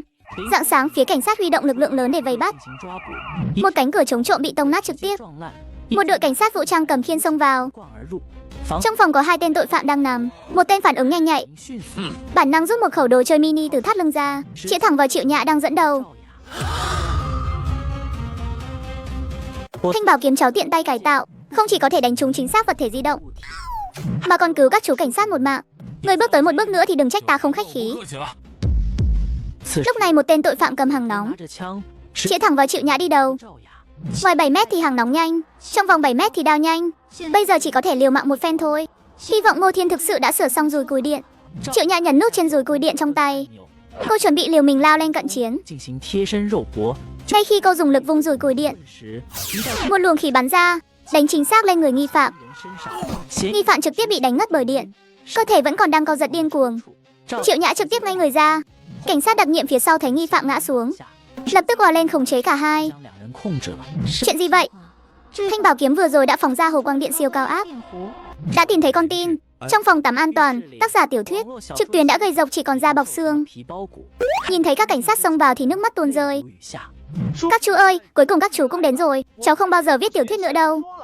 Nếu ban đầu cháu ngoan ngoãn ra ngoài tìm việc làm, 出去找个工作，也 thì đã không đến mức cơm không có mà ăn còn bị theo dõi. 还被盯上了。 Địa điểm thứ hai là một tòa nhà bỏ hoang. Tòa nhà bỏ hoang khá cao, xung quanh không có điểm bắn tỉa thích hợp. Để tránh đánh rắn động cỏ, 金蛇 Phơ Lạc Âm cũng không được lại gần, chỉ có thể dựa vào đội đột kích. 赵 Triệu Nhã dẫn đội vũ trang đầy đủ, 装 bên hông còn đeo thanh đại bảo kiếm. 大宝剑， Lúc này trong tai nghe nhận được báo cáo của nhân viên kỹ thuật. 的汇报， Bọn chúng có 3 người, chia ra ở 3 hướng tại tầng 10. 2 người đang ngủ, một người cầm đồ chơi đang tuần tra. Mọi người từ từ đi theo. Nhóm tội phạm này vô cùng thận trọng, 慎 nhất định phải giữ im lặng. 谨 Một nhóm người chậm rãi tiến lên. 前到 Khi đến tầng 8, 时候，赵 Triệu Nhã đột nhiên dừng bước. 下脚步， Cô nhìn thấy một sợi dây cước bán trong suốt. 丝线， Mọi người cẩn thận, đây là một sợi dây cảnh báo. Giải trừ cảnh báo, nhóm người tiếp tục tiến lên. 前是 Nghi phạm phụ trách tuần tra ở tầng 10. Ánh mắt thỉnh thoảng lại quét về phía lối lên cầu thang. Lúc này nhóm của Triệu Nhã cũng đã đến tầng 9. 9楼， Vừa rồi thông qua quan sát kẽ hở cầu thang, 观察 thời điểm vây bắt tốt nhất là lúc bọn chúng đổi ca. 房的时候， Đợi từ 3 giờ rưỡi sáng đến 4 giờ. 4点，先 Nghi phạm ngáp một cái, 前 quay người đi về phía 2 người đang ngủ. 走过去，赵 Triệu Nhã ra hiệu cho những người phía sau dừng lại, chờ đợi ám hiệu của cô. Sau đó chậm rãi đứng dậy đi về phía trước. 前走， Vừa đi được 2 bước, 嫌疑 nghi phạm đột nhiên dừng bước, 下了脚步，转 quay người nhìn ra phía sau. Triệu Nhã thấy bả vai nghi phạm chuyển động, 转动， không thèm ẩn nấp nữa, đột ngột tăng tốc, đồng thời rút dùi cùi điện ra. Nghi phạm, Triệu Nhã vũ trang đầy đủ đột nhiên xuất hiện. 突然出现，击 Hắn gần như theo bản năng chĩa họng đồ chơi vào cô. 他，赵 Trong lòng Triệu Nhã kinh hãi nhưng đã có kinh nghiệm lần 前 trước. 次的经验， Chỉ cần nghi phạm không nổ súng ngay lập tức, 先开枪 cô có thể dùng thanh bảo kiếm trong tay đánh ngất hắn. 将其电晕。赵 Triệu Nhã gồng mình lao về phía trước. Sau đó nhấn nút trên thanh bảo kiếm, vung tay về phía trước một cái, 挥一 dựa vào hồ quang điện siêu cao áp bắn xa hàng chục mét, 数十米远， trực tiếp đánh ngất nghi phạm xuống đất. 晕在地上。经 Mặc dù đã có kinh nghiệm trước đó, bắt cô vẫn cảm thấy chấn kinh. 毕竟 Dù sao lần này xa tới hàng chục mét, mà còn có thể tấn công chính xác nữa. Nghe thấy động tĩnh, cảnh sát vũ trang cũng nhanh chóng lao tới. Phía bên kia, hai nghi phạm đang ngủ cũng đã tỉnh dậy. 也已经醒来， Thấy cảnh sát lao tới, 过来， người còn chưa kịp ngồi dậy đã giơ họng đồ chơi lên. 枪口 Nhưng nhanh hơn bọn chúng chính là Triệu Nhã. Cô đổi hướng thanh bảo kiếm, 方向， nhấn nút, 按钮， hồ quang điện di động thắp sáng cả tầng 10. 10层，两 Hai nghi phạm nằm ngủ cạnh nhau, cùng lúc bắt đầu co giật. 抽， Sau đó cảnh sát vũ trang tiến lên, còng tay cả ba người đã bị đánh ngất lại. 给铐了起来。 Mọi người đồng loạt nhìn về phía Triệu Nhã, 赵雅 cuối cùng rời mắt sang thanh đại bảo kiếm trong tay cô. 剑上， Đội trưởng Triệu, thứ trên tay cô là vũ khí bí mật mới nghiên cứu sao? Mạnh dữ vậy, Triệu Nhã cũng rất mờ mịt. 茫然。 Đồ Ngô Thiên thằng nhóc này cải tạo của nhiên là bá đạo. 人生嘛， Chuyện này để sau hãy nói. Mau áp giải ba tên này về đã. 再说。 Báo cáo nhiệm vụ hoàn thành. 完成。 Toàn bộ ba người đều bị bắt sống. Hành động lần này vô cùng hoàn mỹ. 完美， Tổng cộng 8 người đều bị bắt giữ. 全部抓住。 Thu giữ tại hiện trường 8 khẩu đồ chơi mini, 1 khẩu bắn tỉa, 机枪，3 3 khẩu đồ chơi dài. 听 Trên sở gọi điện xuống, muốn toàn bộ hồ sơ vụ án, 所有資料， bao gồm cả video hành động, để các nơi học tập. 學習。 Cục trưởng, có cần biết về ứng dụng đó của Ngô Thiên không? 写进去嘛， Dù sao cũng nhờ có ứng dụng này, vụ án mới có bước đột phá lớn. 突破的。 Ứng dụng này cứ giấu đi đã, 先藏着， hãy chỉnh lý sơ đồ phân tích ra thôi. Còn một chuyện nữa, dùi cui điện của tôi bị hỏng, nên nhờ Ngô Thiên sửa giúp. 好了， Bắt cái dùi cui này có chút thay đổi nhỏ. Không quan trọng, nếu dùi cui không dùng tốt, 不好用了，回 thì lát nữa bảo văn phòng đổi cho cô cái mới. 新的。 Triệu Nhã không giải thích thêm nữa, 解释，干 dứt khoát mở video quay lại từ camera hành trình ra. 开， Cục trưởng, ông cứ xem cái này trước đi đã. 看看这个吧。 Xem xong cục trưởng trợn mắt há mồm. 瞪口呆。 Triệu Nhã, cô có phải có hiểu lầm gì về từ nhỏ không? 是不是有什么误解？ Thế này mà gọi là thay đổi nhỏ sao? Đúng vậy, chỉ là thay đổi nhỏ thôi mà. 快呀！ Video này cũng gửi lên trên luôn đi. 发到上面去。然 Sau đó ngày mai cô đi tìm Ngô Thiên, 一 nói về chuyện tiền thưởng. 的事情 Cô cứ xem cậu ấy thiếu bao nhiêu tiền, thiếu bao nhiêu chúng ta đưa bấy nhiêu. 就给多少。 Sau đó hỏi xem ứng dụng đó của cậu ấy, 我 sau này chúng ta có thể tự sử dụng được không? 使用， Và rồi cui điện như thế này có thể chế tạo thêm không? 多制造一些。 Nghe thấy lời cục trưởng, 赵 Triệu Nhã lập tức cạn lời. Cục trưởng, lão gia hỏa này chắc là không có khái niệm gì về tiền bạc rồi. Chỉ riêng phần mềm đó thôi chúng ta đã trả không nổi rồi. Còn muốn đặt thêm nữa sao? Anh ha, thôi được rồi không có chuyện gì nữa. 那没什么事。 Tôi xin phép về trước đây. Cuối tuần, Ngô Thiên đang gõ bàn phím, 键盘将 ghi chép lại công nghệ tấn công từ xa của bảo 记 kiếm. 录下来。 Triệu Nhã liền gọi điện tới. Hello, 喂， đội trưởng Triệu, hành động kết thúc rồi sao? 够了， Toàn bộ 8 nghi phạm đều đã bị bắt 被 giữ. 抓住。 Bây giờ cháu đang ở đâu? Cháu đang ở nhà, 10 phút nữa Ngô Thiên xuống dưới lầu nhé. 吴天小去楼下， Vụ án lần này có thể xử lý hoàn mỹ như vậy, 美 đều nhờ vào ứng dụng và dùi cui điện cải tạo của cháu. Nếu không có dùi cui điện cháu cải tạo, có lẽ cô đã không còn giữ được mạng để đến đón cháu rồi. Nguy hiểm đến thế sao? Đã qua rồi. 对了， Đúng rồi, mạo muội hỏi cháu một chút. 下 Cháu đang rất thiếu tiền à? Thiếu chứ cô, ai mà chẳng thiếu tiền. Thiếu bao nhiêu cháu cứ nói một con số. 数 Cô sẽ giúp cháu lên cục xin cấp trên. Hiện tại khoảng 2-3 triệu tệ gì đó. Cháu cần nhiều tiền thế để làm gì? Mua nhà à? Không mua. Thế thôi, cháu muốn thuê một chỗ. 地方 Sau đó mua ít máy móc thiết bị làm phòng thí nghiệm. 当成实验室， Cục trưởng à, ông còn bảo người ta cần bao nhiêu cho bấy nhiêu. Người ta muốn cả một phòng thí nghiệm đấy. Thế này thì làm sao xoay sở đây? Ái cha, chỗ này chắc hơi bị nhiều đấy. 多， Không sao, cứ từ từ thôi ạ. Cũng có thể thuê một chỗ trước rồi sắm dần thiết 一 bị. 点点的添设备， Thiết bị cũ cũng được ạ. Ứng dụng đó chúng tôi muốn mua quyền sử dụng sau 使 này. 用权。 Phí sử dụng thế nào? Không cần đâu, cháu có thể cho các cô dùng miễn phí mà. 了用。 Còn cái dùi cui điện có thể phóng điện từ xa đó, cháu có thể chế tạo thêm vài cái nữa không? Cháu vẫn đang nghiên cứu. Khi nào xong cháu sẽ thông báo cho mọi người. 第二 Ngày hôm sau tại văn phòng của Triệu Nhã, 办公室 Triệu Nhã đưa thông tin phần thưởng đã xin được cho Ngô Thiên. 递给吴天， Các khoản thưởng tổng cộng là 120.000 tệ. Đang làm thủ tục rồi, sẽ sớm vào tài khoản thôi. Lát nữa cháu gửi thông tin thẻ ngân hàng cho cô là được. 给我就行。 Nghe lời Triệu Nhã nói, 话 Ngô Thiên mặt đầy kinh ngạc, nhiều thế cơ ạ. Đây vẫn chưa phải là tất cả đâu, lãnh đạo của cô nói rồi. Sau này cứ dùng ứng dụng của cháu, phá được án đều sẽ tính tiền cho cháu đấy nhé. Cảm ơn đội trưởng Triệu. Cháu mời cô ăn cơm. Cô muốn ăn gì nào? Thời gian vẫn còn sớm, cháu muốn đi tìm nhà trước đã. Có yêu cầu gì không? Vừa hay hôm nay cô được nghỉ, 休息。 có thể đi cùng cháu một chuyến. Vị trí nằm giữa trường học và nhà cháu. Sau đó có không gian rộng rãi là được.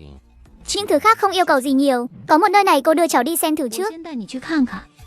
Cháu dùng các sản phẩm điện tử bỏ đi, tiện tay làm ra 2 con robot. Không ngờ lần này 的时候， trực tiếp làm sập luôn tòa nhà của ông chủ nhà. Ngay khi Ngô Thiên hoàn thành con robot, 完工时， một quả thực tỏa sáng rực rỡ, 的果子 nhanh chóng hòa nhập vào cơ thể robot. 身体中 Sau đó toàn bộ kiến thức về robot 所有知识 tràn vào tâm trí Ngô Thiên. Trong lúc Ngô Thiên đang nhìn hai con robot này trầm tư suy nghĩ, robot cất tiếng nói, chào chủ nhân. An ninh ở đây cứ để tôi canh giữ nhé. Robot này không chỉ biết tuần tra, 我 mà còn có chế độ chiến đấu. Đỉnh thật đấy, nào, 来， nhào lộn một cái xem nào. Robot trực tiếp nhảy lên, 跳起 sau đó lộn nhào một vòng về phía trước, hai chân đáp đất. 落地， Đỉnh quá anh bạn ơi. 厉害了我的哥！ Trong ký ức nói robot còn có thể bắn laser. 激光， Hay là thử xem sao. Thế là Ngô Thiên phát lệnh cho robot 发送指令， bắn laser vào cái tủ lạnh phía 发 trước. 射激光， Không có bất kỳ âm thanh nào, chỉ có một tia sáng xuyên thấu, bắn thẳng lên tủ lạnh. 冰箱上 Cửa tủ lạnh dễ dàng bị xuyên thủng. 洞穿 Tiếp đó là mặt sau tủ lạnh cũng bị nung chảy xuyên qua. 被溶穿， Biết đâu uy lực này đánh lên người, 人身上 chẳng phải sẽ trực tiếp làm người ta đăng xuất luôn sao? Đang lúc suy 的 nghĩ, 时候 Ngô Thiên cảm thấy tòa nhà thấp tầng bên cạnh như đang rung chuyển. 像在动， Ngay sau đó bên ngoài đất rung núi chuyển. 巨响，地动山摇， Sau đó tòa nhà thấp tầng trực tiếp sụp đổ. Ái cha, cái nhà của tôi. 我的房子呀！ Ngô Thiên nhanh chóng chạy qua đó, 过去 thấy đó là ông chủ nhà của mình, bác Phàm. Sau đó có chút chột dạ hỏi, bác chủ nhà ơi, 东大爷， có chuyện gì xảy ra vậy ạ? Sao cái nhà này lại sập rồi? Tòa nhà này tuy là nhà xuống cấp, 是危楼， bắt hồi đó bác có nhờ người qua xem rồi. 还看过。 Họ nói vẫn còn trụ được thêm một thời gian nữa. 段时间 Không ngờ lại sập nhanh như vậy. 这么快就倒了。 Nhà xuống cấp là vậy mà bác, có thể sập bất cứ lúc nào. Sau đó Ngô Thiên ngoảnh lại nhìn vị trí nhà xưởng mình thuê, 位置， lại nhìn tòa nhà thấp tầng đã sụp đổ. Chỉ có thể nói là vận khí không tốt. Tia laser bắn trực tiếp vào cột trụ chịu lực rồi. Casey, cũng đến lúc phải sập rồi. 好了， Từ hồi bác còn nhỏ tòa nhà này đã ở đây rồi, 楼就在这里， cũng đã trụ vững được bao nhiêu năm rồi. 多年了。 Bác Phàm vừa nói vừa đi ngược trở về. 一边往回走， Trong lòng Ngô Thiên có chút áy náy. Ánh mắt dừng lại ở ống tay áo trống không của bác Phàm. 袖口 Bây giờ đã có kiến thức về robot bảo vệ, 知识 sau này sẽ là một cánh tay máy lắp vào cho bác ấy. 接上， Buổi chiều sau khi bận rộn xong việc của robot, lúc Ngô Thiên đi bộ về ngang qua bờ sông, 路过河边， phát hiện dưới bờ sông có một cô gái đang ngồi xe 轮 lăn. 椅的女生 Thế là cậu lặng lẽ đi tới phía sau chiếc xe lăn, 到轮椅后面， quyết đoán giữ lấy xe lăn và cô gái. Cứu mạng với, cháu tới để cứu bạn đây. 的 Đừng nghĩ quẩn mà. Mình không có nghĩ quẩn, 不开， chỉ là ra đây hóng gió chút thôi. 风 Bạn có thể buông mình ra trước được không? 我 Ngô Thiên đẩy cô gái đến một nơi an 一 toàn. 个安全的地方， Lần sau hóng gió thì tìm chỗ nào có lan can mà hóng, 地方吹， nếu không dễ bị trượt xuống lắm đấy. Trượt xuống được thì cũng tốt. Ngô Thiên có thể thấy tâm trạng cô ấy rất tệ, 情绪很差， khoảng cách đến việc không muốn sống nữa. Có lẽ chỉ là vấn đề của một ý nghĩ mà thôi. 头的问题， Phải an ủi một chút mới được. Thực ra mất chân cũng là chuyện tốt mà. 也是好事。 Ý mình không phải như thế. 是啊， Ý mình là không còn chân thì sẽ có nhiều khả năng 就 hơn. 有更多可能。 Mình thấy trên mạng có một blogger, anh ấy cũng bị mất chân. Sau đó tự chuẩn bị cho mình rất nhiều chân giả. 会 Có cái để chạy nhanh, có cái để trợ lực dưới nước. 会的， Hạt giống thủ khoa đúng là biết cách an ủi người khác thật đấy. 会安慰人的， Bạn biết mình sao? Tuy mình không còn ở trường nữa, 不在学校， nhưng vẫn hay lên trang web chính thức của trường xem. Trang chủ có mấy trang đều là hình bạn. 面都是你， Muốn không biết bạn cũng khó đấy. 难哦。 Ha ha ha, chẳng lẽ bạn chính là cô gái 就是1年前 bị tai nạn xe cộ 1 năm trước sao? Nghĩ đến việc đúng là bạn cùng trường, 学 Ngô Thiên bắt đầu đồng cảm. 情 Bạn chưa từng nghĩ đến việc lắp chân giả sao? Chân giả đắt lắm, 贵， loại có một chút chức năng thôi. 不能的， Giá cũng đã trên 100.000 tệ rồi. 上 Hai cái chân cộng lại cũng phải mấy trăm nghìn. 就得几十万。 Chuyện này đơn giản thôi, mình đặt làm cho bạn một cái. Nhà bạn làm chân giả à? 做一只的， Không phải. Bình thường mình hay thích mày mò mấy thứ cơ khí. 机械， Mình có thể chế tạo ra một cái. Thế có làm ảnh hưởng đến việc học của bạn không? 学习啊 Không sao đâu, chỉ là danh hiệu thủ khoa thôi mà. Không học cũng có thể lấy được. Bạn đừng cười mà, ha ha. Cô gái nhìn Ngô Thiên, 天 trong mắt đầy vẻ ngưỡng mộ. Sau đó Ngô Thiên lấy điện thoại ra kết bạn. 加个好友， Ngày mai mình sẽ đo các thông số chân của bạn trước, 参数， sau đó mới tiến hành chế tạo. Hai người đã kết bạn xong. 好友 Thấy tên của cô gái là Kiều Giai, 乔家 chính là cô gái bị tai nạn xe ở trường 1 năm trước. 的那个女生， Phía bên kia, nhà xưởng Ngô Thiên vừa mới thuê xong, 厂房 đã bị 3 tên trộm để mắt 盯上 tới. 了， Hôm nay tao thấy có xe tải đi vào, 车进来， bên trong chắc chắn là có đồ. 有东西， Có đồ không quan trọng, 中腰， quan trọng là có đồ ngon hay không. 后东西， Có đồ ngon hay không thì vào xem một cái là biết 一 ngay. 眼就知道了。 3 tên trộm nương theo bóng đêm lẻn vào trong xưởng. 进入了厂房内， Nhà xưởng trống không, 荡荡的 chỉ có một góc đặt máy công cụ và một số dụng cụ. 和一些工具， Hình như chẳng có gì cả. 没有， Máy công cụ thì không bê đi được, dụng cụ lấy đi cũng chẳng bán được bao nhiêu 不 tiền. 了几个钱。 Chỗ này chắc không phải là bãi rác của xưởng nào đó chứ. Đang lúc bọn chúng vây quanh máy công cụ lầm bầm, 时候 con robot phía sau đột nhiên khởi động. 突然启动了， Đây là địa bàn của ta. Các ngươi đang làm gì đấy? Ôi mẹ ơi, mấy tên đó sợ tới mức vắt chân lên cổ mà chạy. Tốc độ đó chắc là Usain Bolt tới cũng đuổi không kịp. 追不上， Anh ha, ngày hôm sau, 天 Ngô Thiên đo xong dữ liệu phần chân cho Kiều Giai. 播的数据， Tính theo tỷ lệ nguyên bản của bạn, 计算 cộng thêm chân thì chiều cao của bạn có thể đạt 1m72. 72， Mình sẽ cộng thêm cho bạn 3 xiêm nữa, cho tròn 1m75 nhé. Kiều Giai lúc này cũng đã thả lỏng 下 hơn, 来 trên mặt nở nụ cười ngạc nhiên. 有了笑容。 Chân này còn có thể kéo dài ra được sao? Tất nhiên rồi, ngày mai bạn có thể qua đây lắp nhé. 来安装。 Ngày mai thì có vẻ hơi nhanh quá không? 有点太快了。 Mình làm cho bạn một cái đơn giản trước đã. Sau đó Ngô Thiên bắt đầu thiết kế vẽ tranh trên bàn. 画图 Không biết đã bao lâu trôi qua, toàn bộ bộ chân giả đã được lắp ráp xong. 完毕， Liền thấy một cổ thực công nghệ rơi xuống bộ chân giả. 掉落在假肢上， Ký ức cũng bắt đầu hiện lên trong đầu Ngô Thiên. 中浮现。 Ngô Thiên trực tiếp ngay người, điều khiển bằng sóng não, có thể biến thành bánh xe, có thể biến thành cánh quạt, chân lò xo, còn có thể biến thành đinh băng để leo trèo và rác hút. 以及吸盘、 Đi trên tường kính như đi trên đất bằng, 绿平地， còn có cả ván trượt, thậm chí có thể bắn ra ngoài, giống như một cái móc kéo vậy. Cái chân này có tới 18 loại biến hóa. Cái chân này có phải là hơi bị đỉnh quá mức rồi không? 头了。 Là mình cũng muốn mượn, lắp bộ chân máy đa năng này vào dùng thử quá. Anh ha, đang lúc Ngô Thiên suy nghĩ, 天想着 có nên đưa cho Kiều Giai trước hay không? 之后， Cửa kho phát ra một tiếng két nhẹ. 吱嘎一声轻响， Ngô Thiên quay đầu nhìn qua, 过去 thấy Kiều Giai đang bưng hộp cơm. 的乔家， Phía sau bạn ấy còn có hai người trung niên đi theo. Ngô Thiên, bố mẹ mình nhất quyết đòi qua đây. 要过来。 Cảm ơn cháu, chào hai bác ạ. 叔叔阿姨好。 Bình thường cháu vốn dĩ đã thích mày mò mấy phát minh nhỏ. 名 Bây giờ giúp đỡ bạn học cũng là việc nên làm thôi ạ. Bố mẹ Kiều Giai thực ra vẫn còn chút bán tín bán将 nghi. 信将疑。 Chỉ là khi họ nhìn, thấy rõ ràng chiếc chân kim loại trên bàn làm việc, 腿后， cả hai đều sững sờ. Cái chân này là làm riêng cho con gái tôi sao? 女儿定制的吗？ Kiều Giai nhìn theo tay họ, 他们的手看了过去， sau đó mở to hai mắt. 经 Ngô Thiên nhìn vào chân giả, 假肢 lại nhìn ánh mắt mong chờ của Kiều Giai. Đúng vậy, 对， bây giờ mình có thể thử được không? Ngô Thiên cầm lấy cái chân, tuy bên trong là thiết kế rỗng, 空设计 bắt tổng thể vẫn hơi nặng, 偏重， cảm giác khá đầm tay. Đây là chân phải, 腿 lồng vào chân phải, 上 sau đó cố định lại là được. 就行。 Kiều Giai nhận lấy chân giả cơ khí, 假肢 dễ dàng lắp nó vào. 安装了上去。 Thế này là cố định xong rồi sao? Cảm giác thật tiện lợi. 方便。 Vậy phải đi bộ như thế nào đây?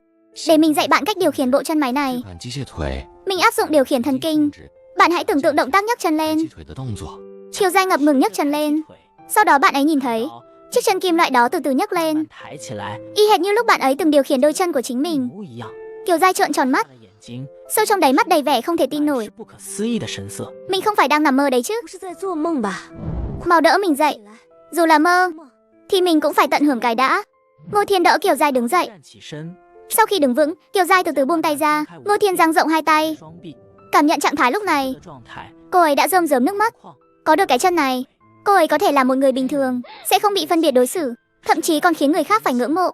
Cậu cứ ngồi xuống làm quen trước đi. Còn một chiếc chân nữa, tôi đoán chắc ngày mai hoặc ngày kia mới chế tạo xong 制 được. 造出来。 Cậu chịu khó đợi một chút. 会 Chiếc chân này có hơi nhiều chức năng. Tôi sẽ viết cho cậu một bản hướng dẫn sử dụng. Cậu cứ về nhà rồi từ từ mày mò sau. 做一下。 Cha của Kiều Giai bước lên, 前 có chút lo lắng hỏi, 地问道 cái chân này giá bao nhiêu vậy cháu? Gia đình Kiều Giai không có nhiều tiền, nếu không thì trước đó đã không từ bỏ việc đặt làm một 放 chiếc. 弃定制一只， Cháu đang cân nhắc sau khi tốt nghiệp sẽ lấn sân sang ngành y tế. Lần này cháu có thể không thu tiền, nhưng mà đến lúc đó Kiều Giai cần trở thành đại sứ tuyên truyền cho cháu. Kiều Giai cúi đầu nhìn chân mình, 头看着腿， trong lòng đầy sự cảm kích. Được, 好， sau này mình sẽ tuyên truyền giúp cậu, 做宣传。 đảm bảo là đáng đồng tiền bát gạo. 值 Sau đó Ngô Thiên lấy ra một bản hướng dẫn chức năng. 能说明书， Đây là hướng dẫn sử dụng, 书 về nhà cậu tự mình tìm hiểu nhé. Cảm ơn. Kiều Giai nhận lấy bản hướng dẫn, 说明书 liếc mắt nhìn qua một lượt, liền hỏi ngay, cái này có phải đưa nhầm rồi không? 是不是拿错了？ Không nhầm đâu, chính là cái móc khóa này đấy. 钩锁。 Đúng vậy, có thể dùng làm móc leo trèo. Cái đinh leo băng này cũng đúng à?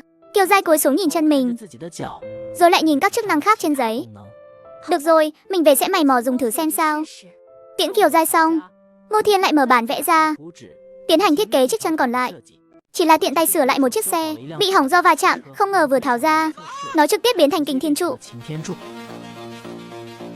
Ngô Thiên bận rộn từ sáng đến chiều. 下午 Chiếc chân cơ khí còn lại đã bắt đầu thành hình. 初见雏形， Lúc này tiếng gõ cửa vang lên. 敲门声响起， Cậu có sửa được chiếc xe này không? 车嘛， Vừa đỗ bên đường thì bị tông phải. 被撞了。 Cô không sao chứ? 没事吧？ Tôi không sao. 是啊， Ngô Thiên đưa ánh mắt nghi ngờ nhìn Triệu Nhã. 目光看着赵雅， Xe bị tông thì chẳng phải nên tìm người tông xe sao? 车的人吗？ Triệu Nhã này cải tạo rồi cui xong đâm ra nghiện rồi à? 上瘾了。 Lại còn muốn cải tạo cả xe nữa.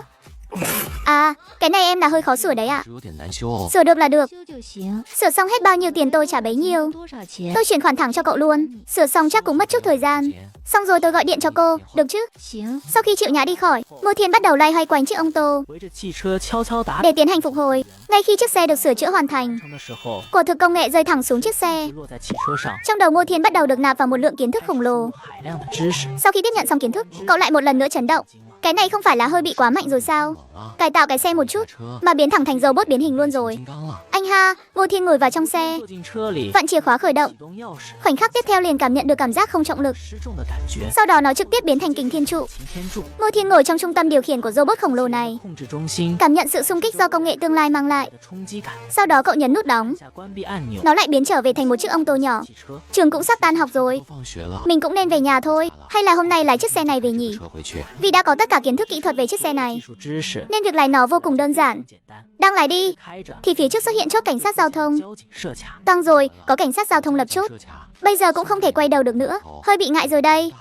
大了， Ngô Thiên từ từ tiến về phía trước, 前 thì thấy trong tay cảnh sát giao thông 手里 đang cầm máy đo nồng độ cồn. 测试仪。 Thì ra là kiểm tra nồng độ cồn. May mà Ngô Thiên thổi xong, 吴天吹了一下， đang chuẩn bị rời đi, 离开的时候， thì cảnh sát giao thông đột nhiên đi tới. Sao xe này lại không có biển số thế nhỉ? 牌呢？ Phía trước tấp xe vào lề, 电停车， xuất hiện giấy đăng ký xe và bằng lái. 驾驶证。 Chú ơi, cháu bảo đây không phải là xe thì chú có tin không? 你信吗？ Không phải xe thì cậu nói xem nó là cái 告 gì? 诉我是什么？ Cháu bảo nó là robot biến hình, chú có tin không? 信吗？ Hả? Robot biến hình á? 变形金刚。 Cậu biến hình cho tôi xem cái nào. Biến được thì tôi không phạt cậu. 不罚你。 Cảnh sát giao thông cũng không lo Ngô Thiên chạy mất, chỉ lặng lẽ quan sát. 静看着， Ngô Thiên thực sự có ý định cho nó biến hình, nhưng cậu vẫn kìm lại được. 是忍住了。 Định bụng gọi điện cho Trương Chính Quốc trước. 打个电话， Đột nhiên nghe thấy phía sau phát ra tiếng kêu thét. 出惊叫的声音， Sau đó thấy một chiếc xe lớn màu trắng 自的打直， tông liên tiếp vào mấy chiếc xe đang đỗ bên đường. 辆停在路边的车辆 Gầm rú muốn vượt chạm bỏ chạy.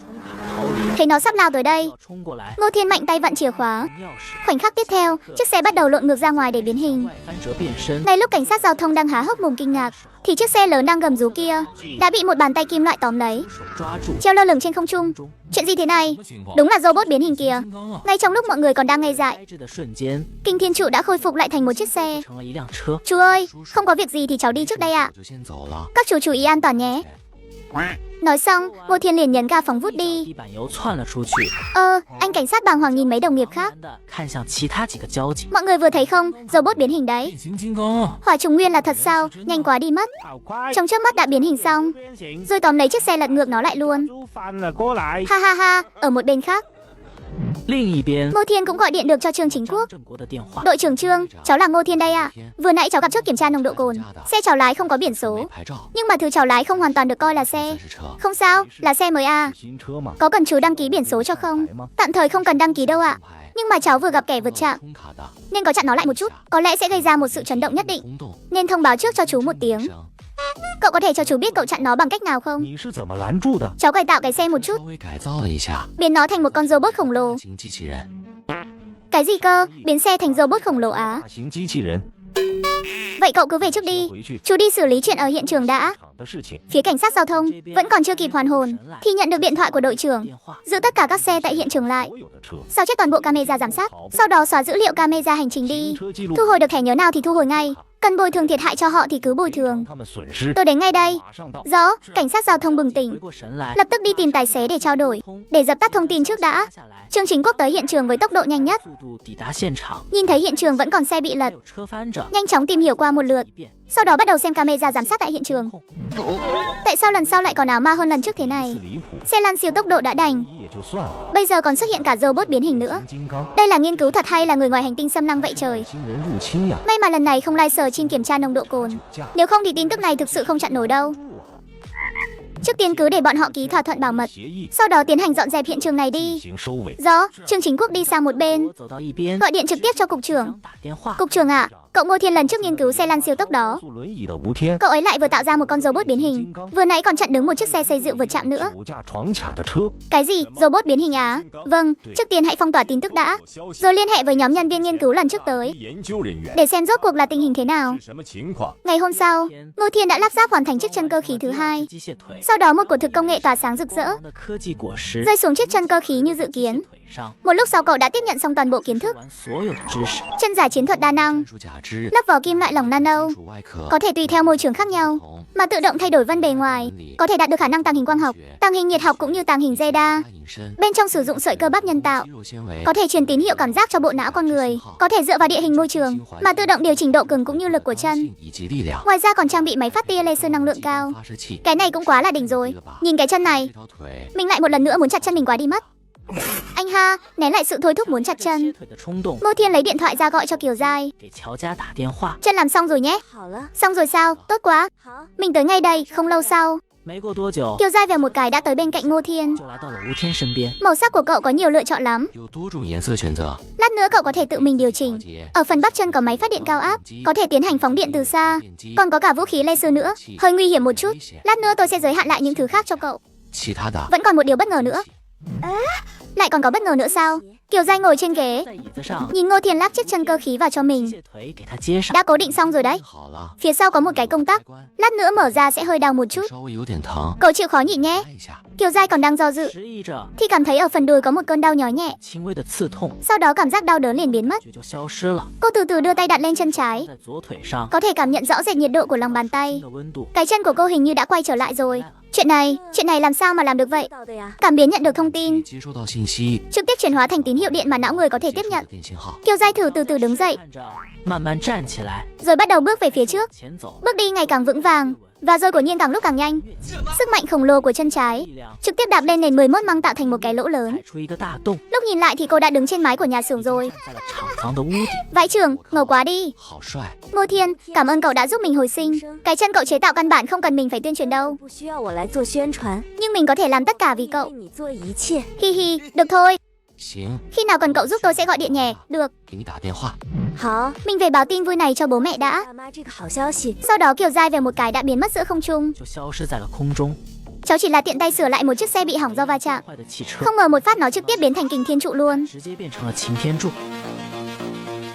Cảnh sát Triệu, xe của cô sửa xong rồi nhé. Được rồi, 好的 tôi，qua ngay đây. 我就过来。 Triệu Nhã đến rất nhanh. 来得很快， Khi cô nhìn thấy chiếc xe thì nó đã hoàn hảo không một vết 已 xước. 经完好无损。 Phần vỏ xe nhăn nhúm ban đầu 巴巴的外 cũng đã hoàn toàn được phục hồi phẳng phiu. Sau đó cô nhìn thấy hai con robot. 到了两个机器人， Hai vị này đây là robot đầu tiên tôi chế tạo đấy. 造的守卫机器人 Với kinh nghiệm chế tạo dùi cui điện trước đó, 电棍的经历 Ngô Thiên chế tạo ra robot cũng không có gì là lạ nữa. 也就不意外了。 Sửa thì sửa xong rồi, 修好了 chỉ là có một chút thay đổi nhỏ thôi. 小变化 Thay đổi lớn đến mức nào chứ? 大变化， Chẳng lẽ còn có thể bay lên trời được chắc? 天不 Thế là Triệu Nhã lên xe khởi động. 赵雅上车启动车， Lúc này trong xe vang lên tiếng nói. 响起了声， Vui lòng thắt dây an toàn vào nhé. 安全带， Mắt Triệu Nhã sáng rực lên. 前一亮， Không ngờ lại còn có cả hệ thống giọng nói nữa. 有语音系统， Hơn nữa còn linh động như vậy. 这么灵动 Tiếp，đó Triệu Nhã lại vặn thêm một nấc 赵 nữa. 雅又扭动了一格， Khoảnh khắc tiếp theo cô liền phát ra một tiếng kêu kinh ngạc. 了一声惊呼， Chiếc xe bắt đầu xoay chuyển. 开始转， Cô cảm nhận được cảm giác không trọng lực. 失重的感觉， Đến khi sự thay đổi dừng lại, 停止， cả người Triệu Nhã đã ở độ cao 10 mét. 已经到了10米高的地方。 Ngô Thiên, cậu bảo có một chút thay đổi nhỏ. 点小变化， Mà cái này nó biến thẳng thành kình thiên trụ luôn rồi này. 天柱了。 Anh ha, cách thức điều khiển rất đơn giản. 方式很简单 Cô chỉ cần tưởng tượng là được. Nếu muốn biến trở lại, 我要变回 thì vặn chìa khóa trở về là xong. 回来就好了 Triệu Nhã vội vàng vặn chìa khóa về vị trí 将钥 cũ. 匙复位， Kinh thiên trụ nhanh chóng gập lại, 快速折叠， trở về thành một chiếc xe ô tô. Cải tạo thế này thì quá là mạnh rồi. Hi hi hi. Mắt của kình thiên trụ là vũ khí laser, 激光武器 có thể phóng ra tia laser với uy lực cực lớn. 大的激光 Không được hướng vào người đâu đấy. Cách kích hoạt phóng điện cũng rất đơn giản. 方式也很简单 Chỉ cần tưởng tượng một chút, robot sẽ phóng điện vào kẻ đó. Nó có thể xử lý mệnh lệnh thông qua sóng não của cô. 处理命令 Triệu Nhã lúc này vẫn còn đang trong sự chấn động và vui sướng. 惊和惊喜之中 Cô，quăng cho Ngô Thiên một chiếc xe hỏng. Kết quả chiếc xe hỏng này lại biến thành một con robot mạnh mẽ như thế này. Thật là quá ngầu luôn. 太酷了， Chỉ là trong hầu hết các trường hợp thì không dùng 再 tới. 用不上， Hơn nữa còn gây ra chấn động lớn. Con robot này có thể tùy ý sử dụng không? 随便用， Có hạn chế gì không vậy? 限制美， Không có hạn chế gì cả. Có thể tùy ý sử dụng. Kỹ thuật này cũng chưa tính là quá cao cấp đâu ạ. Thế này mà còn chưa tính là cao cấp á? Vậy cái gì mới được coi là cao cấp đây? 对呀， Có cần tôi đưa cậu về không? 我送你回去。 Vẫn còn sớm, tôi còn phải làm việc một lúc nữa. 工作一会 Triệu Nhã đi tới trước bàn làm việc, 到办公桌前， nhìn thấy bản vẽ của Ngô Thiên. 的图 Cậu đang thiết kế máy bay không người lái à? 无人机， Vâng, ở đây tôi chất đống quá nhiều thứ rồi. 太多的东西 Hôm nay xem buổi tọa đàm an toàn phòng cháy chữa cháy, thấy việc cứu hỏa khá là quan trọng. Nhưng những thiết bị cứu hỏa tốt một chút thì họ lại không bán. 不卖 Nên tôi chỉ còn cách tự mình chế tạo máy bay cứu hỏa thôi ạ. 机了 Sao khoảng cách giữa người với người lại lớn thế này nhỉ? 差距咋这么大？ Người ta không bán thì mình tự chế tạo máy bay cứu hỏa luôn. 自己制造消防无人机， Vậy tôi không làm phiền cậu nữa. 打扰你了。 Tôi về trước đây, được rồi. 好的， Sau khi chịu nhã đi khỏi, Ngô Thiền tiếp tục hoàn thiện thiết kế máy bay không người lái. Không biết đã qua bao lâu, máy bay không người lái đã được lắp ráp xong. Một cổ thực công nghệ tỏa sáng rực rỡ rơi thẳng xuống chiếc máy bay không người lái. Khoảnh khắc tiếp theo, máy bay không người lái trực tiếp thay đổi luôn. Tuy vẫn là thiết kế hình thôi, nhưng 4 cánh quạt ở góc đều được thay bằng động cơ phản lực turbo. Tổng thể động cơ có hình dáng khí động học, trông giống như một con thoi bay vậy, nhìn vô cùng đẹp mắt và ngầu lòi. Khoảnh khắc sau, động cơ phản lực của máy bay đột nhiên khởi động. Sau khi các cánh liền bắt đầu bay vòng quanh trong kho hàng, Ngô Thiền sững người một lúc, trong đầu mới bắt đầu hiện lên kiến thức về chiếc máy bay không người lái này. Chiếc máy bay cứu hỏa này để dập lửa tốt hơn, 更好的灭火， mà tốc độ vậy mà có thể đạt tới Mach 12. 马赫 Cái này trực tiếp gấp hơn 2 lần tốc độ siêu thanh rồi. 2倍多。 Ngoài nhanh ra, 除了快之外， còn có cả kỹ thuật dập lửa nữa, sử dụng nước và 3 loại dung dịch cứu hỏa khác nhau. 消防液， Đầu tiên là dung dịch cứu hỏa làm mát. 消防液 Trong dung dịch cứu hỏa có thêm chất hoạt động bề mặt, 表面活性 có độ bám dính lớn hơn đối với các vật thể ở nhiệt độ cao, có thể nhanh chóng hạ nhiệt nguồn lửa xuống dưới điểm cháy. 到燃点以下， Dung dịch cứu hỏa số 2 chuyên dành cho các vật liệu dễ cháy. 对易燃物 Dung dịch cứu hỏa số 3 thì dành cho các vụ hỏa hoạn trên diện rộng, 大范围的 có thể thực hiện việc cách ly tức thì. Ngoài ra máy bay không người lái còn có một chức năng vô địch nữa. 功能， Đồng tử Phượng Hoàng 光之头 có thể phóng trùng tia laser tần số đặc định ra xa 频率的激光 để phân tích trong không khí quang phổ phân tử độc đáo sinh ra do sự cháy, 特分子光谱， từ đó xác nhận tọa độ nguồn lửa. 人坐标， Cái này cũng quá là ảo rồi. 离谱了吧？ Đây tuyệt đối là một loại kỹ thuật thực sự mang tính cách mạng trong việc cảnh báo sớm siêu thị trường. 技术， Động cơ phản lực ở đuôi máy bay đột nhiên khởi động, trực tiếp lao vút ra ngoài. Tôi liền ngẩn người một lát, chắc là nó đánh hơi thấy nguồn lửa rồi. 火源了， Vấn đề duy nhất hiện nay là nó không thể kiểm soát được. 不可控， Muốn kiểm soát được thì trước khi khởi động, 启动之前 phải nhập lệnh vào trước mới được. 指令才行。 Nhưng chiếc máy bay không người lái này vừa cải tạo xong đã tự khởi động luôn rồi, 经启动 căn bản không có cơ hội để nhập lệnh. 指令的机会， May mà nó không tấn công người, chỉ biết dập lửa thôi. Đợi nó dập lửa xong, tiêu hao hết vật liệu tiêu hao thì sẽ quay về thôi. 就会回来。 Việc cấp bách hiện giờ là chế tạo thêm một chiếc nữa, 再制造一台， thiết lập phạm vi để bảo vệ nhà xưởng. 就保护厂房。 Ở một diễn biến khác, máy bay cứu hỏa đã tới một tòa nhà cao tầng đang bốc cháy. Ngọn lửa bốc lên ngùn ngụt, nhanh chóng thiêu rụi các tầng phía trên. Vì những chiếc xe đỗ bên lề đường đã chặn đứng lối đi trong khu dân cư, cũng chặn đứng luôn xe cứu hỏa ở bên ngoài. Tiếng còi xe cứu hỏa hú vang xé toạc bầu trời, nhưng cũng không thể khống chế được đám cháy. Khói đen nhanh chóng cuộn lên dữ dội, thiêu rụi bức tường đến đen kịt, cũng khiến những người trong tòa nhà càng thêm tuyệt vọng. Đột nhiên, một bóng dáng màu bạc tiếp cận như một tia chớp. Phía trước trực tiếp phun ra một lượng lớn bọt tuyết. Nơi bọt tuyết quét qua, mọi ngọn lửa lập tức bị áp chế. Ngọn lửa tại nguồn cháy tắt lịm trong tích tắc. Sau đó máy bay không người lái nhanh chóng bay đi xa. Người lính cứu hỏa đang hớt hải ở dưới lầu vừa ngẩng đầu lên, thấy ngọn lửa đã hoàn toàn tan biến, cả người liền đờ ra luôn. Hiệu quả thực chiến của máy bay cứu hỏa bên các anh lại đỉnh như vậy sao? Máy bay cứu hỏa gì cơ? Tôi đây còn chưa kịp cho nó cất cánh nữa nè. Vậy cái thứ vừa bay trên trời kia là cái gì? Không chỉ bọn họ hoang mang, mà lực lượng đồn trú gần Giang Châu nhìn chấm đỏ bay qua với tốc độ siêu cao trên radar. Cấp cao của đội đồn trú cũng mặt mày ngơ ngác. Lục quân đúng là con ghẻ mà. Trang bị đỉnh cấp của hải quân và không quân. Ha ha, dùng loại máy bay không người lái đạt tốc độ Mach 12 này để đi cứu hỏa thì thôi đi, lại còn cứ bay vèo vèo trên đầu chúng ta nữa chứ. Phát điên mất, bây giờ tôi sắp phát điên rồi đây. Thế thì có cách nào chứ? Cái máy bay Mach 12 này đã thuộc về hàng ngũ máy bay chiến đấu siêu thanh rồi. Chúng ta căn bản không thể đánh chặn được. Mau chóng liên hệ với bên cứu hỏa Giang Châu đi, bảo họ bay chậm lại một chút, có hơi quá phô trương rồi đấy. Người đang nói là người phụ trách căn cứ quân sự Giang Châu, Đại tá Khương. Mới đâu nhìn thấy cái máy bay này còn phấn khích một chút, cứ tưởng là kẻ địch tới, kết quả phát hiện ra nó chỉ là một cái máy bay cứu hỏa. Ha ha ha ha. Cứu hỏa Giang Châu phản hồi, họ không có loại máy bay cứu hỏa này. Vậy nó từ đâu ra chứ? Vậy liên hệ với đội cứu hỏa cứu nạn cấp tỉnh đi. Phản hồi của đội cứu hỏa cứu nạn cũng là không biết. Cái máy bay không người lái bay khắp nơi trong tỉnh này là cái gì mà lại không có ai biết nguồn gốc của nó sao? Lập tức báo cáo lên trên. Cấp cao của quân đội cũng đồng bộ gửi tin tức về máy bay không người lái cho tổng chỉ huy lực lượng cứu hỏa luôn. Trong phút chốc, quân đội Long Quốc trở nên căng thẳng. Tuy chiếc máy bay này tạm thời chưa có bất kỳ mối đe dọa nào, nhưng một thiết bị bay tốc độ cao lạ lẫm cứ bay đi bay lại trên đầu lâu như vậy thì ai mà không hoảng cho được. Cùng lúc đó, tên lửa đánh chặn cũng đang được triển khai. Vũ khí bay siêu thanh tuy có thể đánh chặn, nhưng xác suất đánh chặn là cực kỳ thấp. Cấp cao quân đội sau khi nhận được tin tức đã nhanh chóng thành lập nhóm ứng phó khẩn cấp. 5 chiếc xe quân sự được lệnh lao thẳng về phía căn cứ quân sự Giang Châu. Cái máy bay cứu hỏa tôi tiện tay nghiên cứu ra, tốc độ có thể đạt Mach 12. Quân đội vậy mà lại trực tiếp điều động vũ khí siêu thanh để tiến hành đánh chặn. Báo cáo, máy bay không người lái đã thực hiện chuyển quỹ đạo tăng tốc lần 2, đánh chặn thất bại.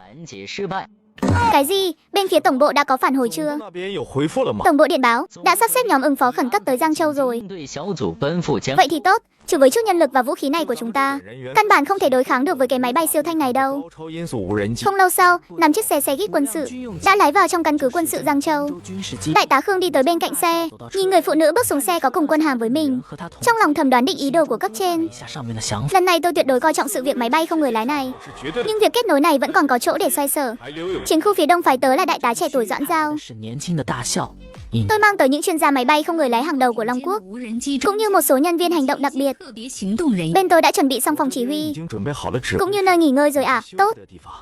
Bây giờ tôi cần tất cả thông 需 tin. 要关于这消防 Về chiếc máy bay cứu hỏa này đã chuẩn bị xong cả rồi 已 ạ. 经准备好了。 Máy bay không người lái xuất hiện lần đầu tiên là khi nào? 出现是在什么时候？ Sau khi xảy ra hỏa hoạn trong khu vực nội thành, thời gian xuất hiện là 7 giờ sáng hôm 时 nay. 间是今天早上7 Trước khi cô tới, chúng tôi đã tra cứu một số tài liệu và tìm ra được một vài manh mối, 了一些端倪 nhưng vẫn chưa kịp xác nhận. 还没来得及去 Manh mối gì thế? 什么的？ Tôi nghi ngờ ở Giang Châu có căn cứ của người ngoài hành tinh đấy ạ. 星人基地。 Câu nói này vừa thốt ra, sắc mặt của mọi người lập tức thay đổi ngay. Nói sau đây, đại tá Khương mở video đưa cho Doãn Giao. 打开视频递给尹 Trong đoạn video đầu tiên, 这个视频 một người cưỡi xe điện bay thẳng lên trời luôn. 电动车直接飞上了。 Đây là sự thật, 这是真的。 là thật đó. Chúng tôi thông qua cảnh sát Giang Châu, lấy được video từ nhiều góc độ, đã đối chiếu rồi, đây là chuyện có thật. 这是真实发生的。 Xem xong video hấp dẫn này, dùng điện thoại mới xem còn sướng hơn. Điện thoại cũ nên mang đi thu hồi. Lần này không phải suôn suôn, mà là tắp tắp. Điện thoại mới tất nhiên phải chơi game rồi. 当然该玩游 Tắp tắp có đủ mọi loại game, 游戏品类 từ nhỏ như xếp hình, đến lớn như thế giới mở. 开放 Thậm chí là game độc lập hay anime đều có hết. 源通通都 Tìm một cái là tải về luôn. 直接下。 Tóm lại tôi khuyên tìm game cứ dùng tắp tắp. 游戏就用 Tab Cậu xem tiếp video sau đi. 再看下一个视频， Một chiếc xe khi đang ở trên đường, đột nhiên biến thành một robot khổng lồ. 成了个大型机器。 Chuyện lớn như vậy, 这么大的事， tại sao tin tức lại không bị dò dỉ ra ngoài? 没有泄露出 Cảnh sát địa phương đã dìm tin tức xuống. 将消息给压 Những video này đều không được tải lên mạng. 都没有上传到。 Chẳng lẽ cảnh sát địa phương đã bị khống chế rồi? 已经被控制了。 Không chắc nữa, chúng ta có thử đánh chặn không? 咱们有尝试拦截， Đã tiến hành đánh chặn 已 rồi. 经进行了 Nhưng máy bay không người lái tốc độ cực nhanh. Hơn nữa còn thực hiện chuyển quỹ đạo tăng tốc lần 2. 变轨迹， Đánh chặn thất bại. 拦截失败。 Vậy chúng ta chia làm 3 bước. 咱们分3步走： Bước thứ nhất là tạo ra hỏa hoạn, 制造火灾， thử thu hút chiếc máy bay không người lái đó tới để bắt 无人 giữ. 机吸引过来进行捕。 Bước thứ hai, 第二， điều động lực lượng vũ trang xung quanh tiến về Giang Châu. 力量向江州靠近， Tôi sẽ liên lạc với tổng bộ cử chiến đấu cơ ghe đến 20 bay hộ tống, 战机进行 giám sát động tĩnh của máy bay không người lái. 的动作。 Bước thứ ba, tôi sẽ đến Giang Châu, 我前 thử tiếp cận ở khoảng cách gần xem sao. 距离接 Lực lượng cảnh sát lập tức hành động. 即刻行 Tôi sẽ toàn quyền phối hợp. 全权配合。 Rất nhanh, ở nơi cách doanh trại không xa, 营地部 bọn họ đã đốt một đống lửa, 燃起一堆 châm lửa đốt căn nhà nhỏ bị bỏ hoang. 房子底， Một nhóm người phục kích xung 军 quanh, 人潜伏在周 sẵn sàng bắt giữ máy bay không người lái bất cứ lúc 无 nào. 人机的抓捕， Phía máy bay không người lái vẫn đang lượn lờ trên không 还 trung. 在天空中盘旋。 Chiến đấu cơ ghe đến 20 do chiến khu cử đến, rất nhanh đã đến bên cạnh máy bay không người lái, tiến hành bay hộ tống. Đột nhiên máy bay không người lái tăng tốc, trong nháy mắt đã biến mất trên không trung. Tình hình gì thế này? Máy bay không người lái đâu rồi? 无人机哪去？ Trời đất ơi, chiếc máy bay không người lái này vừa rồi đã phá vỡ rào cản âm thanh rồi. Tốc độ này nhanh gấp mấy lần tôi đấy. 我的好几倍啊！ Phía doanh trại, 营地这 trên bầu trời vang lên tiếng âm ầm 响起了轰隆， và trong bộ đàm có người báo cáo. 里有人进行会。 Báo cáo, giám sát radar hiển thị có thiết bị bay tốc độ cao đang tiếp cận. Mọi người chú ý, 大家 máy bay không người lái đã đến 机 gần. 已经靠 Báo cáo, máy bay không người lái lại bay đi rồi. Chuyện gì vậy? 什么情 Chẳng lẽ chiếc máy bay không người lái này còn có khả năng cảnh báo sớm? Sao lại bị nhìn thấu rồi? 被看穿了？ Tôi đến Giang Châu xem trước đã. 江州看 Chị Giao, giờ chúng ta đi đâu? 现在咱们 Đến đồn cảnh sát quan sát trước đã. 局观察官 Cảnh sát bao che cho người ngoài hành 为 tinh. 外星人打眼， Vậy chắc chắn là có liên hệ nhất định. 是有一定联 Có lẽ có thể tra ra được chút gì đó. 查出一点东西来。 Là như vậy đó. Doãn Giao nhìn về phía lề đường đối diện đồn cảnh sát. 看向警局对面的 Trong đoạn video đó, chiếc xe địa hình biến thành robot, 机器人的 đang đỗ yên lặng ở đó. 静静地停在 Xem ra người ngoài hành tinh đang ở trong đồn 外 rồi. 星人就在局子， Có một nữ cảnh sát lên chiếc xe địa hình đó. 那辆越野 Cô ta có khi nào là người ngoài hành tinh không? Theo sát đi. 星人， Là thiết bị thăm dò thì cũng sợ kẹo đồng thôi. Đừng hoảng.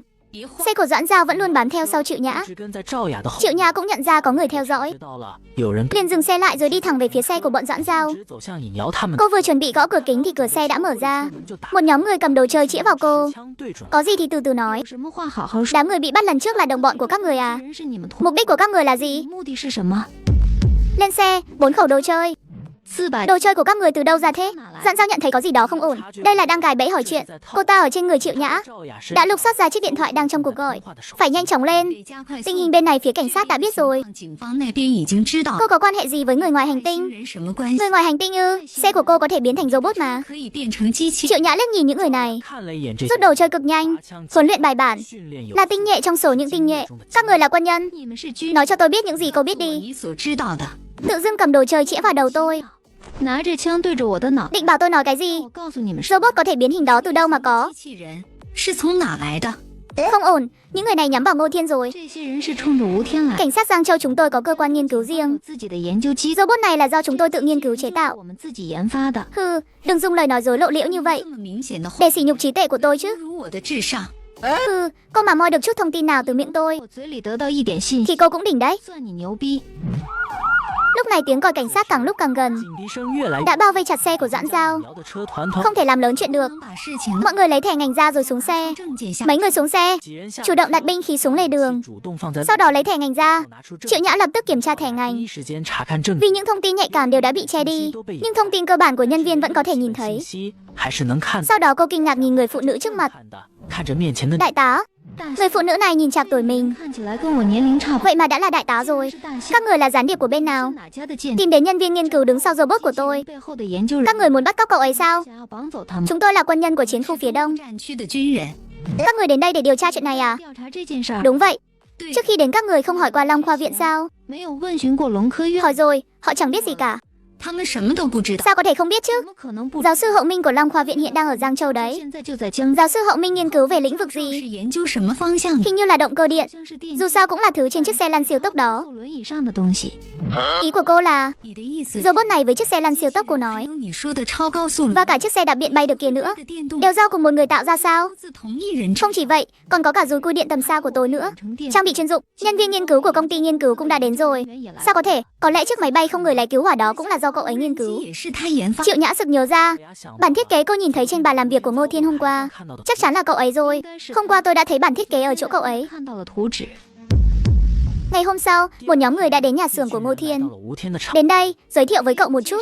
Đây là Doãn đại tá, 这位是尹大， đây là Khương đại tá. 这位是江大， Mọi người tìm cháu có việc gì à? 找我有事 Chiếc。máy bay không người lái cứu hỏa đó có phải do cậu chế tạo không? 是不是你知道？ Lời còn chưa dứt, 话还没 một luồng huỳnh quang lóe lên. 荧光 Máy bay không người lái cứu hỏa đã dừng lại vững vàng trên bàn làm việc của Ngô Thiên. 办公桌上， Nếu là cái này, 如果是这个的话 thì đúng là do cháu chế tạo. Cậu có biết nó đã làm gì không? 知道他做了什么？ Ừ, chương trình cháu thiết lập là để chữa cháy. 设定的程序就是灭火。 Chắc là không làm chuyện gì khác đâu 做 nhỉ? 过什么其他的事情吗？ Đúng là luôn chữa cháy. 一直在灭。 Nhưng cậu có biết tốc độ của nó là bao nhiêu không? 你知道是多少？ 15 mach, bao nhiêu cơ? 多少？ 15 mach, chẳng phải là 12 mach sao? 不是12马赫吗？ Tốc độ nhanh nhất mà chúng tôi đo được là 12 最 mach. 快速度是12码， Không phải tốc độ của chiếc máy bay này là 12 mach. 速度是12码。 Vậy chắc là do khoảng cách tăng tốc không đủ. 加速距离不够。 Thực tế thì chiếc máy bay này đạt tốc độ tối đa là 15 mach. 全速